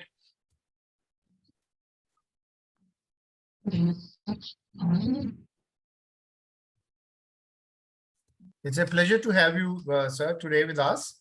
And Brigadier Abraham, Dr. Abraham has been a pillar of strength for IOED, and he's IOED representative to UN headquarters, and he's an engineer by profession, daring leader, decorated with Gallantry Award by the President of India, excelled as a researcher, innovator, educator, mover of organization with charismas. He has chaired selection committees, performed as chief maintainability advisor to Indian Army, Dean Faculty of Education Institution, deputy leader of 50 Indian scientific expedition to Antarctica, headed many engineering organizations of Army and carried out gubernatorial appointment with Governor of J&K, national level sportsman of yesteryears and presently a graded golfer. I am very sure, so you're a very avid golfer with a single digit handicap for sure. Decorated with 3 national awards and authored many papers, chaired, organized large number of international and national seminars, being executive member of IET Center of Meerut, Vadodara, and Chennai, a blessed orator. And he's donned the chair of Vice Chancellor, Oriental University Indore, Shri Venkateshwara University UP, and elected twice as national level to the governing council of IET, and presently nominated as chairman, Innovation and Resource Generation Committee of Institute of Electronics and Telecommunication Engineers. So illustrious career, sir, so much of experience which you have. I'm very sure that we are going to be, enlightened by your thought process and your vision on the climate change. So I'll just put up your slides as well. Give me a minute. Sir, thank you very much for the good words. Sir? I just mentioned about whatever the my previous speakers has told this narratively. I put in a small slide, and actually, if at all you see the climate justice, there are basically grouped into 6 pillars. That is, one is social, racial, and environmental justice, in which whether it is caste, creed, genderness, anything which is this, so it's not supposed to be, we have to address every person which is vulnerable. Some of the countries are very vulnerable to this climatic global warming, and global warming is a common affair, whereas actually it cannot be a common affair. If you see that you mentioned that I was working with the systems of global warming study, and this is the Antarctica expedition Momento, in which I was working on this for 16 months at Antarctica Station. And there we are meant to mention that even though whatever is happening in this global warming, it is getting into the ozone hole, which is indirectly affecting the nature in a big way. The climatic education is a mandatory thing. We have to do it to one to each other. Unless Asthana was mentioned that it's a global problem, but we cannot wait for a big thing to happen overnight. Small lots of things by each person can cumulatively add to a reduction of countering the climate changes, as well as what is within our limit. So this climatic actions plan has to be made. It is to be taught to this, what are things to be done, that is to be done, that's to be done by some of the volunteers, and each one of us, which Dr. Merchant also was mentioning about that. He was educating on this field, so as was me when I was a Vice Chancellor of Indore. And just like that, we will be able to transmit the knowledge to others.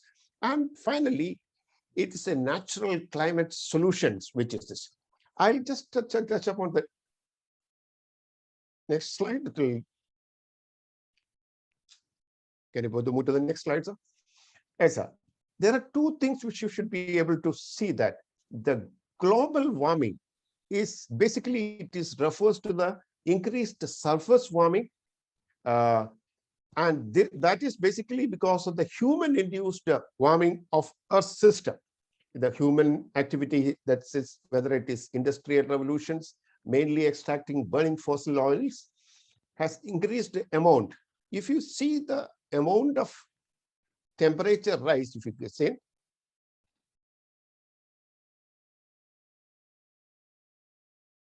if you see the amount of increase in temperature in the last decade from 1999 to 2020, it has increased by around 2%. Around 2% increase in the temperature will automatically not only extinct many of the insects and things, but also it will kill all the possible things which can control, like what the general people or the human resource persons can do is deforestations, any of the work, including that food habits is one of the things in which we just see. I'll just touch upon, I will not go over the slide, but I will only touch upon 5 climatic risks changes, which has been normally not been discussed by public. What is the first of all is the transition risk. Like us, we are familiar with what is the business emissions adjacent to physical risk that come from the climatic change. The climatic change is basically happens in 2 ways. One is basically the Earth changes the orbit but minutely. That also changes the temperature, rise the temperature. The second is the gas emissions and greenhouse gas emissions, in which all can have a control over it. There are something which cannot have a control over it unless until we don't join hands together with the developed and developing countries, as mentioned by General Assad. The bottom line as a business should adjust low carbon, less polluting economy that may face big shift in the higher cost of denying business. To minimize the impact, one should, or they should be forced to address the issue at an early stage. There is something called Scope 3 emission, particularly integrate and manufacture type of reporting. Actual reporting, they don't do it. They only change the reporting style. So company or industry should lay the data, the terminal technology groundwork, including both upstream and downstream emissions. Then only we can get to know who is the actual defaulter. And there is something called talent risk. And the organization must act now to plug the knowledge gaps and ensure that the skill sets supporting the climate transition are integrated throughout the business. And finally, the 5th point, which I would like to mention, is diversity risk. Failure to include marginalized voices will encourage a myopic approach to climate issues, which need to be considered from every angle. And if at all industry this adhere to this norms and cultures and give the correct data, automatically the profit risk will happen. Companies proactive in their transition in a low carbon economy can find great impact financially, reputationally, and in terms of attracting and retaining talent, because unless until we don't get the talents with the company, it will get into more difficult problems. As we have mentioned, because Inderjit Singh was mentioned in the initial itself, actually the impact of all the digital technology in this thing is very wide. It can help to reduce the global emission by 15%. Its reliable real-time access to observational data for high quality weather forecast and climate analysis, and the faster you will get reaction time for any of the to face the calamities. Faster governance, early warning, much reaction time, resource sharing, and mutual support among the countries can be done through the digital system of incorporations. Actually, it's the duty of every person to spread the word to reduce the global carbon emissions. It is mandatory that a political pressure to enforce corporate action for low emission. Once you have mentioned that we should have a transform your transport, 1/4 of the greenhouse gas emissions is coming out of the transport. Use as a public transport, pool car, electric cars, or even cycling is one of the. Switch to zero carbon or renewable energy. Turn a plant-rich diet that has livestock, which is a very harmful one. Whatever the plants that livestock we are working at that. Rather than going to a long distance, go to the local shop and buy sustainables. These are small contributions in which every person can contribute. Another thing which Dr. Martin mentioned, don't waste food at all. Composting is one of the best option in managing organic waste. There's another thing which is called dress smart for particular climate. The fashion industry accounts to 8 to 10% of emission. And so it is that your clothes should be, as far as possible, should be reused so that at least this fashion technology, 8 to 10% can be just. As we all know it, the plant deforestation, agricultural and other land uses contribute around 25% of global greenhouse gas emissions. So it is mandatory for each one to pledge wherever organizations plant for the planet initiative should be undertaken. This was only there, UNEP, at a point to support the Paris Agreement. Goal of keeping global temperature should be within 2 degrees Celsius.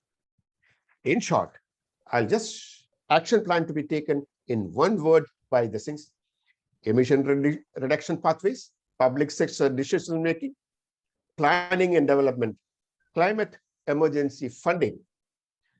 Building should be retrofit program. In every items of the building should be energy efficient measures. Transport, travel, digital connectivity, which I mentioned, renewable energy and regeneration, green and blue infrastructures, supporting low carbon business, communications, and communicate and educate everyone by each one. Climate adaptation and increase in resilience. Finally, I'm telling them, don't wait for big changes to happen and global changes to happen. As small changes, lots of small changes make the things. We have seen recently the calamities which has happened in Pakistan. It was our duty as to help them, which we have done it. Like that, any of the neighboring countries should extend help, which is in the agreement earlier this year. Whether it is disaster risk financial insurance program or global facility for disaster reduction recovery, all this had to be very realistic. Finally, I want to mention about the adaptive forest management, which is one of the most important things. We have to participate in events resulting in increasing of motor vehicle. Suppose if at all there is a climatic changes, the precipitations of some of the countries increase a lot, whereby the visibility of the driver goes bad and motor accidents happens in this type of issues. Another particular pertinent thing is in the Indian-Ocean dipole mode, that is coupled with ocean and atmosphere variability, especially in positive Indian-Ocean dipole events. In 97, because of this wind flows, the places, many of the countries' portions become drought, water scarcity, clean energy is not there, drinking water was not there. You might have recently seen the heavy rains in Pakistan, Japan, Germany, Belgium, in all the northeast and South India. Also is an alarming situation which we all have to take. I am thankful to IOED taking this subject to this extent, and we could discuss, and subsequently we will be able to take up the issues at a higher and the concerned authority. Actually, if at all you see the survey result of 34 countries, it revealed that 2/3 have been severely impacted with climate change and displaced from home. It is our duty as on today, basically to educate the near, dear friends and all about, and how we can revive the situation within your area of interest. And thank you very much to IOED, especially Inderjit Singh sir and Arvind sir. Thank you very much for your thank you, sir. kindly giving me an opportunity for this. Real pleasure, and it was really wonderful. The 6 pillars what you have highlighted, and it's a very thought-provoking, and if we are to really work it out, it can be a very positive point for improving the climate change conditions what we are at. And as a token of appreciation, sir, though you are the pillar of IOED itself, as a token of appreciation, I'll just let me pull out. Just give me a minute, sir.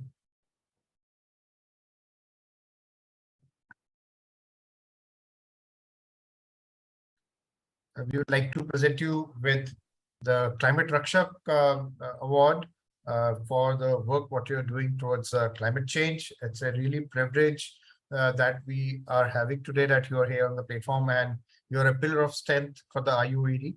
And we look forward to listening more from you in the due course of time. Thank you very much, sir. So thank you very much, sir. Thank you very much. I look forward to. Yeah. Thank you. Thank you very much, sir. Over to Markandeya, sir. Now we'll just keep the time factor in check, because we are, running short of time. Over to you, Markandeya, sir. I'll just give me a minute. Let me put you on a spotlight, and let me pull out the slide about you. So it's a real pleasure to have you, sir. And just give me 10 seconds. It's okay.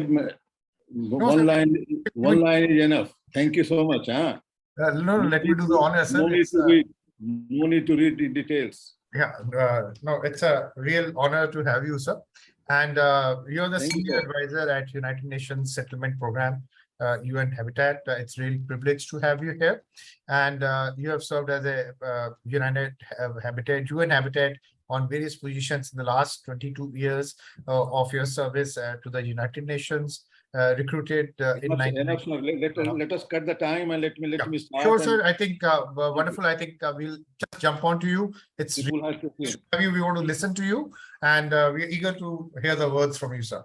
Thank you, Mr. Inderjit Singh. I really appreciate. I was seeing the color of your turban. It is changing. Sometimes it becomes red, maybe because of impact of climate change, and now that's why we are here for climate justice. Yeah, it is. Original, it was green, but it becomes red sometimes when you put off your screen. Wonderful, sir. I think my previous speaker has spoken a lot. They have raised the issues and questions also. I will simply say that 21st century is not the century of asking questions and still reviewing the same problem.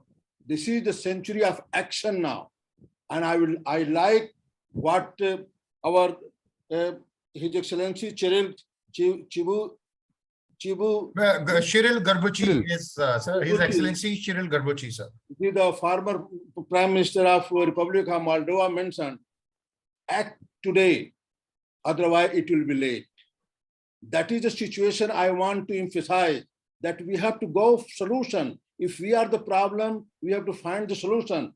And the way, as Thanaji just mentioned before me, whole world approach should take place, which everybody should. And I like your approach that you are making everybody climate rakshak. everybody should start taking the responsibility in spite having the blame game on the developed world, on the government and the UN. We know the faulty structure of UN. I have worked for more than 25 years with United Nations, and I know where the UN reform is required. But climate change, climate action, and climate justice is most pertinent, a very important burning issue which we have to address from today now on as a climate rakshak. And humanity has only one home. Everybody has mentioned that one. I just want to repeat. There can be plan A or plan B, but we don't have plan B. We have only one planet and we have to protect it. Otherwise, it is our responsibility. Don't put the responsibility on others who gave down, didn't give money, who didn't work. India had to take lead. And I can see that yesterday Prime Minister Modi was opening the National Conference on Environment for the minister. And he said, we have to start environment pilgrimage. Means we have to protect water, we have to protect forest, water conservation, tourism, and we are leader in International Solar Alliance, Coalition for Disaster Resilience, and we are talking, India is talking about life, means live for environment, movement. So that is the most important thing, how to promote this life, live for environment. And I'm really thankful to IOED that very timely they have done this debate, discussion, when the COP27, the Conference of Parties 27 is taking place in Sharm-e-Sheikh. Sharm means, if I go by literal meaning, means we have to be shameful. Sharam karo. Shameful, before we become shameful, we should do something. And let us take the responsibility, be the owner, be the change to see in the world. The great Gandhi said, don't blame others and don't talk about climate change is pressing global challenge. And we have to accept the challenge. That is life. Life is to accept the challenge, and issue is not merely climate change. It is about the climate justice. We are the problem, then we have to find out the solution. We have to see that how we can do justice with the climate. Risk, we know what is the risk. Flood, hurricane, tornado, and you can see the global warming, untimely rain, and nature has to be protected. Human being has to know, otherwise you will become extinct as other species has become. And we should remember our philosophy is Mata Bhumi Putroham Prithibhya. This land, earth is our mother. We got our life from it. So we should respect earth as mother. We should protect it. We should respect it. We should do everything possible that if you want to survive, this is Mata Bhumi Putroham Prithibhya. And that does not mean only land. 2/3 of this earth is water also. And we have now published encyclopedia on blue economy. In many volumes, we have to take care of 2/3 of this part of this earth, which is sea, ocean, and we have already exploited. Now we have to explore, and we have to see how we can use this sea also, not to sending the plastic. Why to talk about plastic? Why don't we think of what India has talked in 2018 when they hosted World Environment Day, that plastic-free India. Now this is 5 years is over. Why don't we stop production of one-time use plastic? In spite of talking, do this one, that one, government should not give license to produce plastic at all. And wherever there is a license to produce one-time use plastic, it should be banned. There will be no plastic and there will be no use. So be the change you want to see in the world. Don't only talk and don't preach. Solution is the issue. This is not the era, the way the Prime Minister said, and I can see that Prime Minister Chiril has mentioned about the war, many places war, including Russian war, which is going on.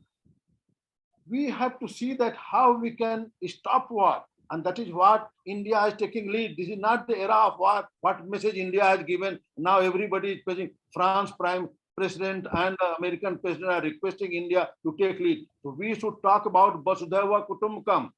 That is our philosophy. And any country who are suffering from climate change, or maybe in the risk of going in the sea, or maybe because of sea level is rising, landsliding, tropical cyclones, and flooding is coming on, including India is suffering from flood and extreme weather conditions. All these things are known to everybody. Only thing is that how to resolve, how to address this issue. And addressing is Vasudhaiva Kutumbakam. If anybody who is suffering anywhere in the world, any country who is suffering from any natural calamities or climate justice, India should take lead, and we should take lead as one family of one God. And that is what I will say. Not much to give lecture. I should have an action plan. Not talking about the problem everybody knows. Natural clear energy fund. We should have funds also, and we should agree on Paris Agreement. And there are so many.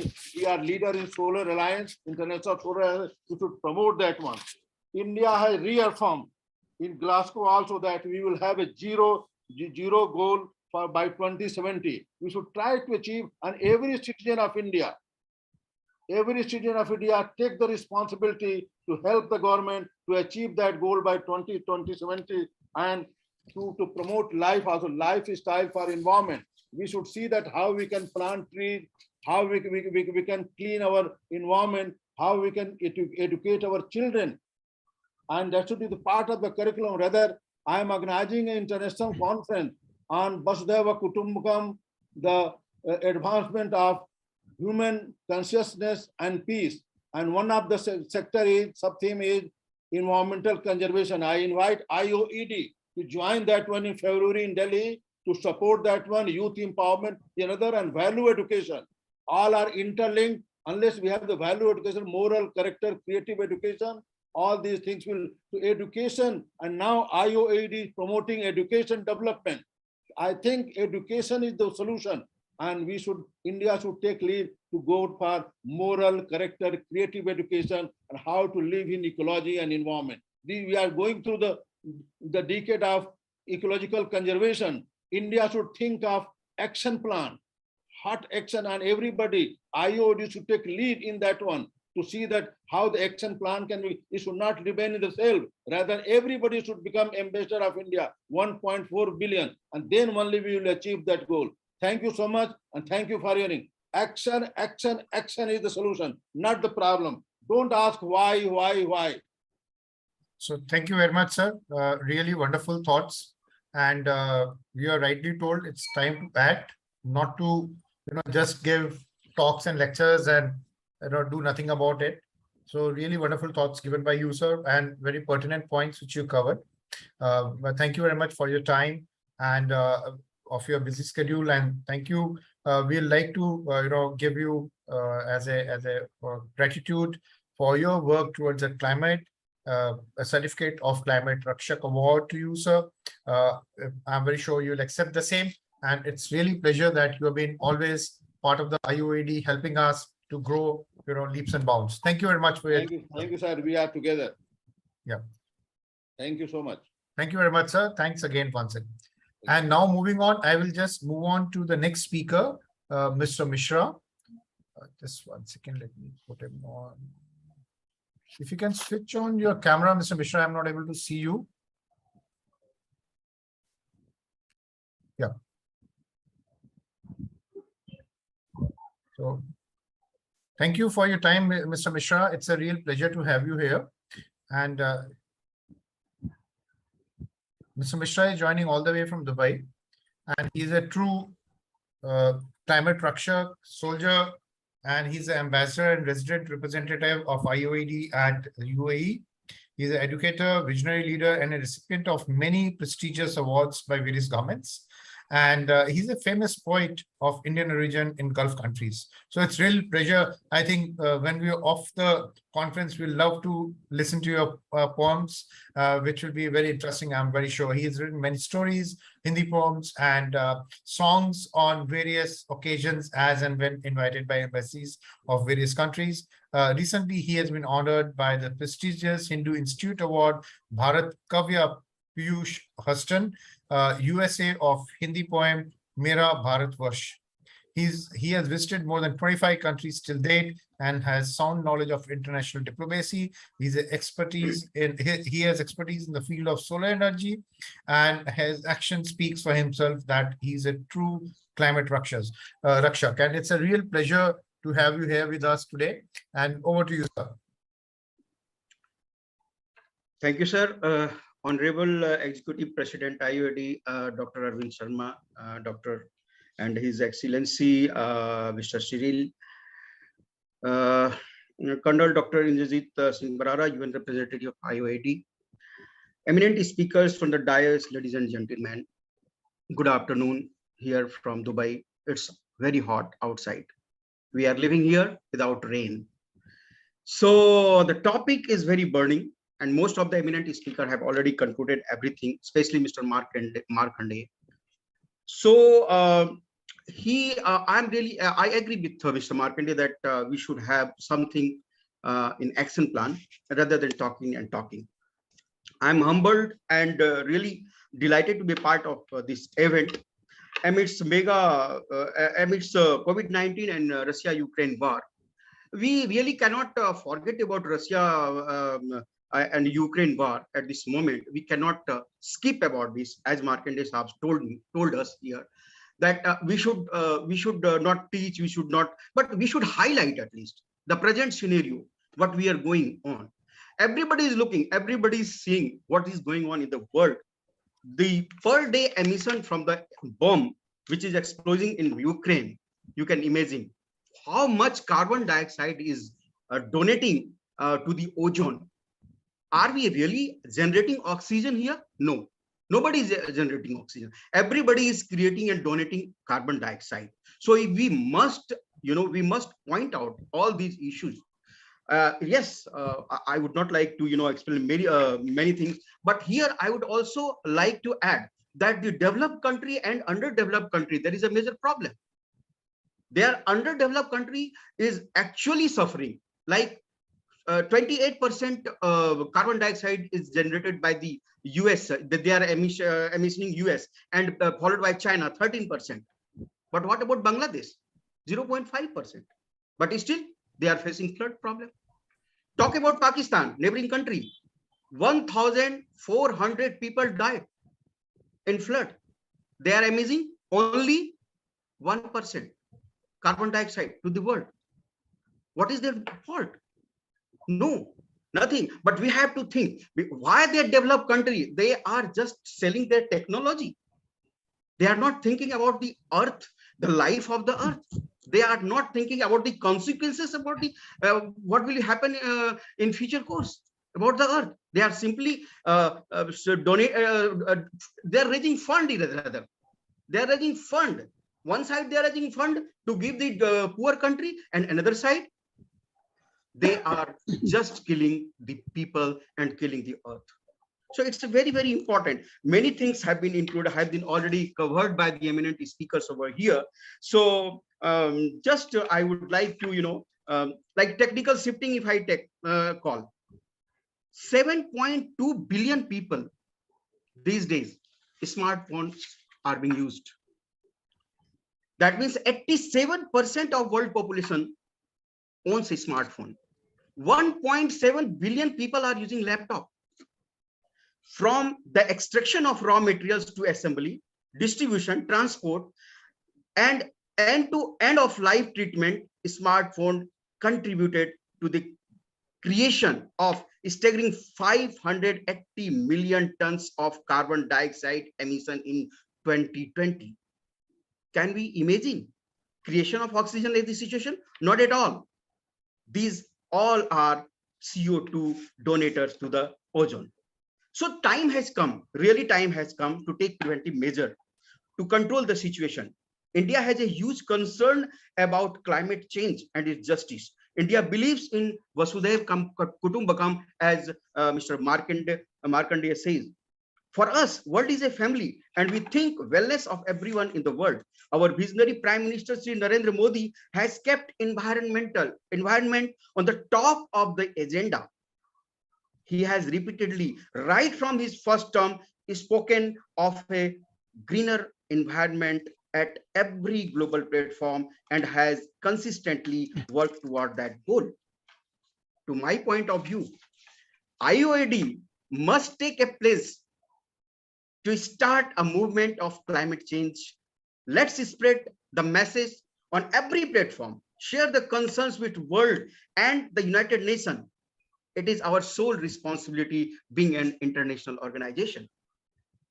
As one step creates a million miles, so my message to the world is, let's plant at least one tree from today onward to donate our lovely earth something. Thanks so much. With a famous shloka in Sanskrit, I would like to end up my speech. Das koop samavapi, das vapi samondraha, das draha samah putro, das putro samodramu. It means one step is equal to 10 wells. One pond is equal to 10 step wells. One sun is equal to 10 ponds, and one tree is equal to 10 suns. Thank you so much. Jai Hind, Jai Bharat. Thank you, sir. It's a very insightful, and the depth you have. I think we need to have a separate session with you, and really wonderful thoughts, and the poet thing which you have in you. It's really, we need to explore it. It's going to be really wonderful to have a discussion, and you're actually a truly ambassador of IOED in UAE, and I'm very sure that you're doing phenomenal there, and you're a pillar of strength for the IOED and a true climate rakshak. So as a token of gratitude from us, we'll like to give a certificate of Climate Rakshak Award to you, sir. I'm very sure you'll accept the same. It's a real pleasure to have you here and you sharing the thoughts. Thank you very much, sir. Thank you. And now I have a very prominent speaker, Mrs. Charu Malhotra, with me. And just a word, thank you for joining, ma'am. And a couple of words about ma'am. Just right. Colonel Saab, it's okay, please. A quick one before that's my duty. I have to do it. If I not do it, I'll be failing in doing it. So ma'am is she's a professor e-governance and ICT at Center Coordinator at IIPA New Delhi, currently advising 10 ministries and departments constituting sectoral group of secretaries SGOS 9 on governance for preparing the vision of India 2047 by employing digital technologies and citizen-centric approach. And now you can think where actually all the information and the vision which is coming from. She's all powered up with all the knowledge of taking India to 2047. Really privileged to have you here, ma'am. And she has more than 30 years of experience focused on learning, development, research activities in digital ecosystem. And over the years, several national and state universities of the country have sought her expertise for curating new digital propositions and better tech policy spaces. So really wonderful, ma'am, and really honored to have you on the platform and listen to you. Over to you, ma'am. Thank you, Colonel Dr. Barara. It's a pleasure always to come and discuss my own concepts, my tiny, whiny part to the bigger forum which IOED represents. So before I start, I would very humbly and profusely not just thank you, who's been a great support system to us in tech realm, a great thought leader, but I would also like to thank His Excellency. I would also like to thank Dr. Arvind Sharma, Dr. Neha to put this up together. You might find that I'm fumbling a little bit because ever since I've joined, all the stalwarts who spoke before me have given me a kind of, learning as well as some understanding of how puny I am in the bigger picture of climate change. However, I would just come to the point. I bring to the forum the tech aspect of climate change in terms of the damages that digital technologies are doing, and in terms of how it could become an answer to a lot of problems that climate change needs to address. before I start, we've already started feeling, we should not forget how we've started feeling the loss of sea ice, how we've started feeling melting glaciers, the overwhelming floods in Bangalore, and so many other aspects. So it is already there. And my prediction is that very soon we would have climate refugees, like we had migrants in COVID instance. We would have now migrants from one portion of the world to another only because of climate change. So it is something very serious, and it will affect us or our grandkids very soon. Another thing that has affected us, which is the mainstay of my topic, is digital transformation. I don't need to give the definition to such eminent panelists about what is digital transformation, but as a layperson, we know that Amazons have helped us to have instant deliveries or whatever we want. Big Basket is there when we forget to pick up our groceries. Swiggy is there to order food, and OTT is there. So this is all because of digital transformation. Everything is lying on the cloud, and cloud is nothing but huge data centers. So this rapid growth of technologies and the subsequent digital transformation to COVID has also, like my previous eminent poet and scholar Mishra ji said, has led to carbon emissions. And this carbon emission has increased manifold. It has increased manifold because of technology in three ways. The way we produce technologies, Mishra ji already talked about smartphones, so I won't go there. And imagine not just smartphones, but servers, data centers, and many other aspects. The production of technology itself is damaging. Then the use of technology. Now, this is where I would just take, a bit of my time to talk about use of technology, so that as digital users, we become more responsible. And last but not the least, something that we do inadvertently is disposable of technology, how we dispose of technology. So these three aspects have direct environmental effect, and where energy and resources which are being consumed have damaged environment. However, when we were growing up, our moral science sisters, I'm a convent educated, I profusely believe in and the moral values I learned during that. She always said everything has two sides, coin has two sides, everything has two sides, every person has two sides. Similarly, technology also has two sides. Technology, if used prudently, can help us in resource efficiency. It can help us in creating sustainable energy grids. It can help us to have systemic feedbacks from various systems by using sensors, etc., to measure and monitor the flow of energy consumption. So this is how I would say that direct environmental effect in terms of production, use, and disposal of ICT on digital is pretty damaging to the environment. But still, if we use it in more sensible manner, we would be able to monitor ourselves. Before I go ahead, I would also like to clarify one term which has not been mentioned, so I'm bringing it up. I'm actually killing everything else of my discussions which has already been said. I'm just bringing in the unique aspects. The unique aspect which I want to bring forth is digital carbon footprint. This concept will become clear to us when I would tell you that every single search query that we do, every song that we stream, every video that we play, every email that we send, across the world, and we do it so many times around the world, it actually adds to the ever increasing global energy demands and of electricity, and it also increases the carbon emission and adds to the greenhouse emissions. For instance, and there is a data, I'm forgetting the place from where I picked up this data. There's a data which says that 1 billion hours of YouTube are watched daily. Okay, now please hold your breath and listen to this. Every day in the world, 1 billion hours of YouTube are watched, which is equivalent to driving to moon 62 times. Okay, similarly, you send 306 billion emails every day, and which is equivalent to driving to the moon 12,000 times in a day. Similarly, you could do it for Facebook, you could do it for Google search, and you will realize what I'm trying to emphasize on, that the more technology we are using, more electricity consumption and more carbon emission is definitely more damaging than anything else you would say.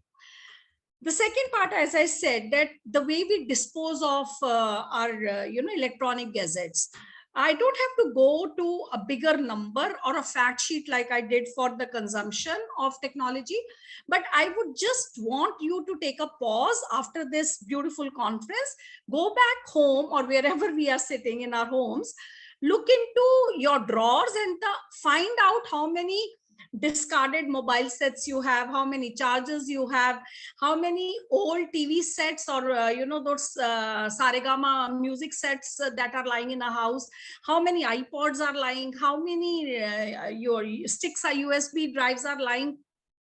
And imagine this happening all over the world. Ye ek ghar hai, in just one home you would find so much of e-waste. Now imagine and multiply this with rural community, urban community and urban households, and see how much of e-waste is being consumed and delivered and kind of junked in the world. And now this was Earth, Mother Earth. Now I take you to space. Look at the space debris which is collecting when unused satellites or whenever the satellite junks are being, all of us watch space movies. So the kind of space junk which is happening to us in the beautiful and universe, this is also very frightening. Okay, now I bring you to another concept. This is the last damage I'm talking to you because I know we are running short of time. There is a new concept which is coming up, and Colonel Dr. Barara is very fond of it, and so am I, which is blockchain technologies. Now, blockchain technologies will not go into what is that. It has several implementations. One of the very popular implementation is cryptocurrencies or Bitcoin. Now, just whatever a Bitcoin is, a single Bitcoin transaction consumes around 819 kilowatt. Can you hear me? I had my webinar. Yeah, we can hear you. I'm just okay. So sorry for the interruption. A single Bitcoin transaction consumes around 819 kilowatt, which is enough to operate your 150-watt refrigerator for 8 months. So this is just single Bitcoin transaction. And there was, I think, a 2018 study, my researcher Ekta, she picked it up from somewhere, that entire Bitcoin system produces around 22 megatons of carbon dioxide per year. I can go on and on, but I'm not going into the negative side anymore. I'm coming to the positive side. The positive side is Ishika, another researcher of mine, was very excited to remind me that, ma'am, Ethereum has come up with Ethereum 2.0 and merge has happened. So yes, in blockchain itself, we are moving from proof of work to proof of stake, which is lesser energy consuming. So hopefully technologies will become useful. Blockchain we need, it creates a trust environment, but it would be lesser damaging to the climate. Second is, I think all the eminent speakers before me mentioned about Glasgow and Paris Agreement, but I would remind all of us about Sustainable Development Goals also. Let's not forget that SDGs, those 17 goals, completely emphasize on cutting the emissions, adapting to climate impacts, and financing the required adjustments while keeping in mind that environment is protected. So if nothing else, yes, one of the speakers did talk about MDGs, but SDGs also want us to achieve those 17 goals, but the main pillar on which it is standing is environment. So let's not forget that. Because SDGs clearly say that all this should be done while tackling climate change, while working to preserve our oceans and forests.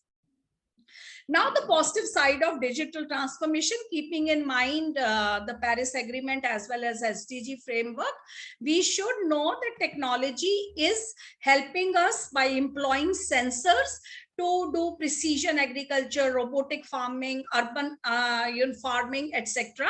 So there are systems where sensors could be deployed to ensure that technology is used in a very prudent fashion.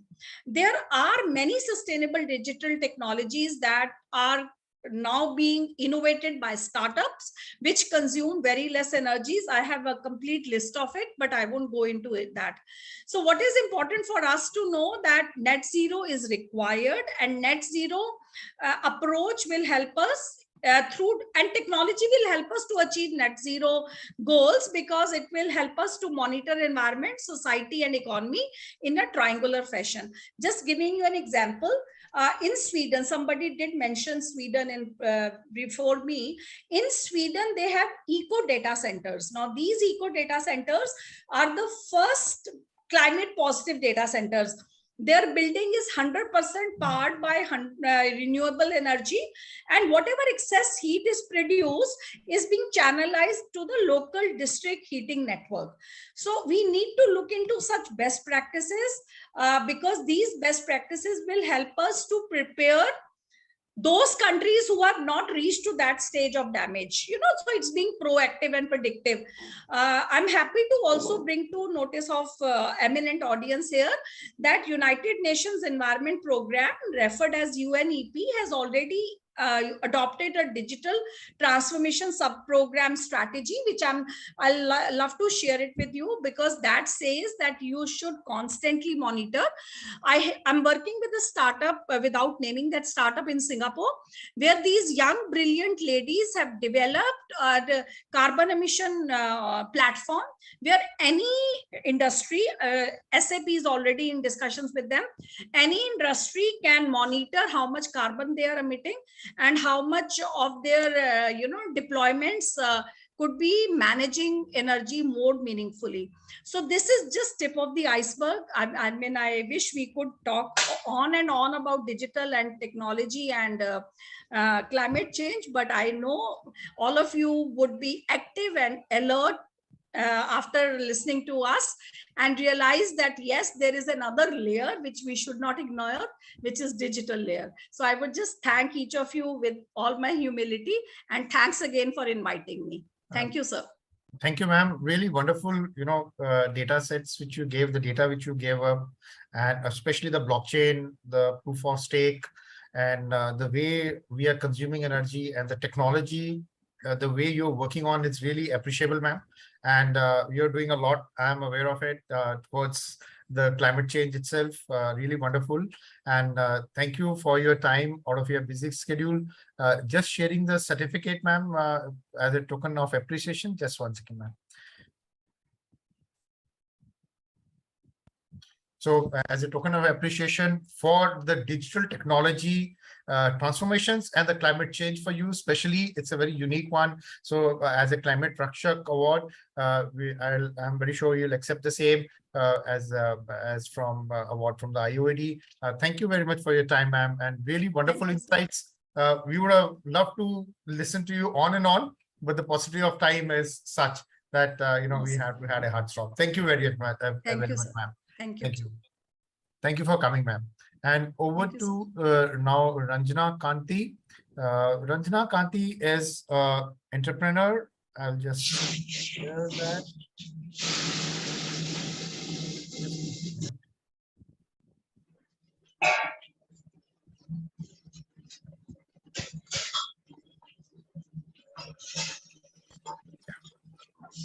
Just to introduce Ranjana Kanti, she's a co-founder, visionary, and a grassroots worker behind NGO India Redefined, extending the globe Redefined with 1.5 million supporters across the globe, which has been awarded the Best Humanitarian Initiative in 2009.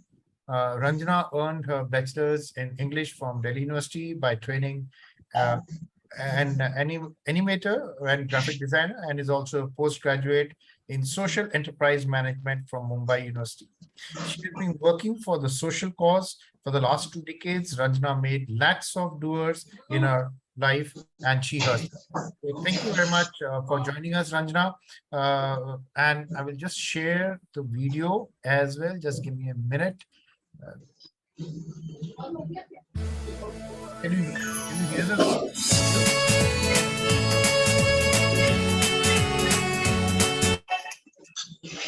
Yes.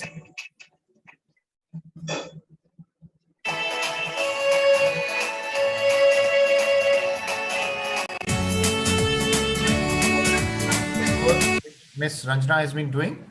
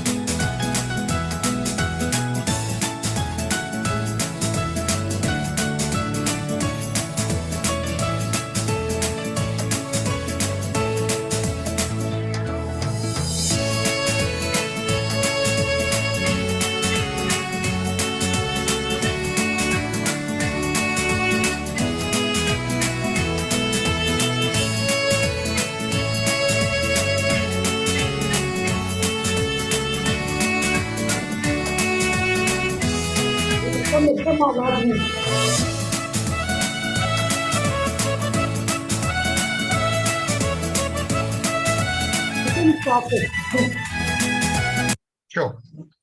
Yeah. So really a wonderful It will work. go on and on.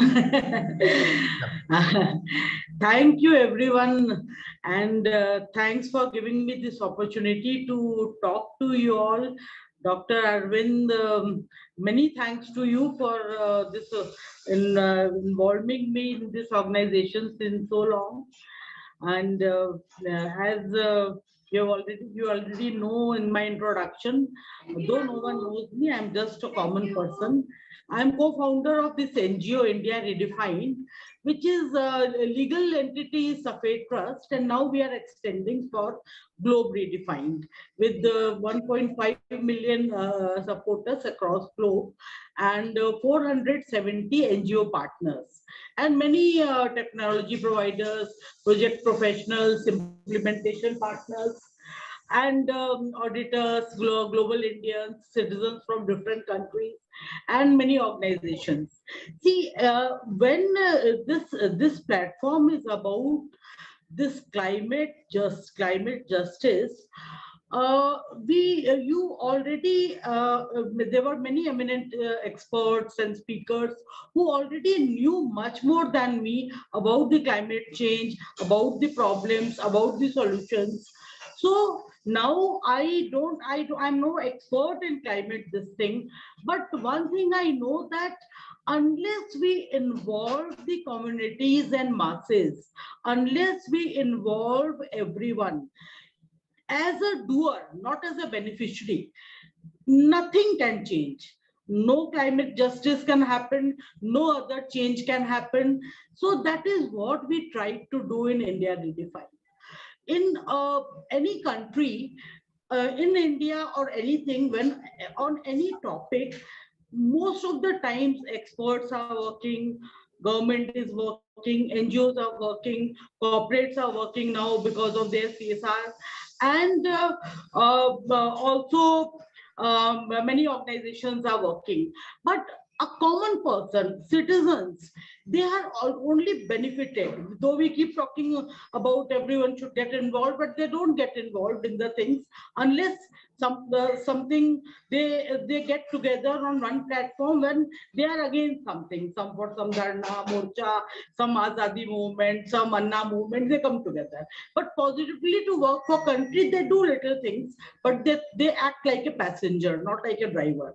So in 2009, when India Redefined, I'm not the visionary, Anurag Kanti is the visionary. He thought about it. He started with the common people coming forward and working for all these areas, where we started very, very small campaigns, 35 small campaigns, a video you saw there, where no money was exchanged, no donation was either taken or given, and we were working on that.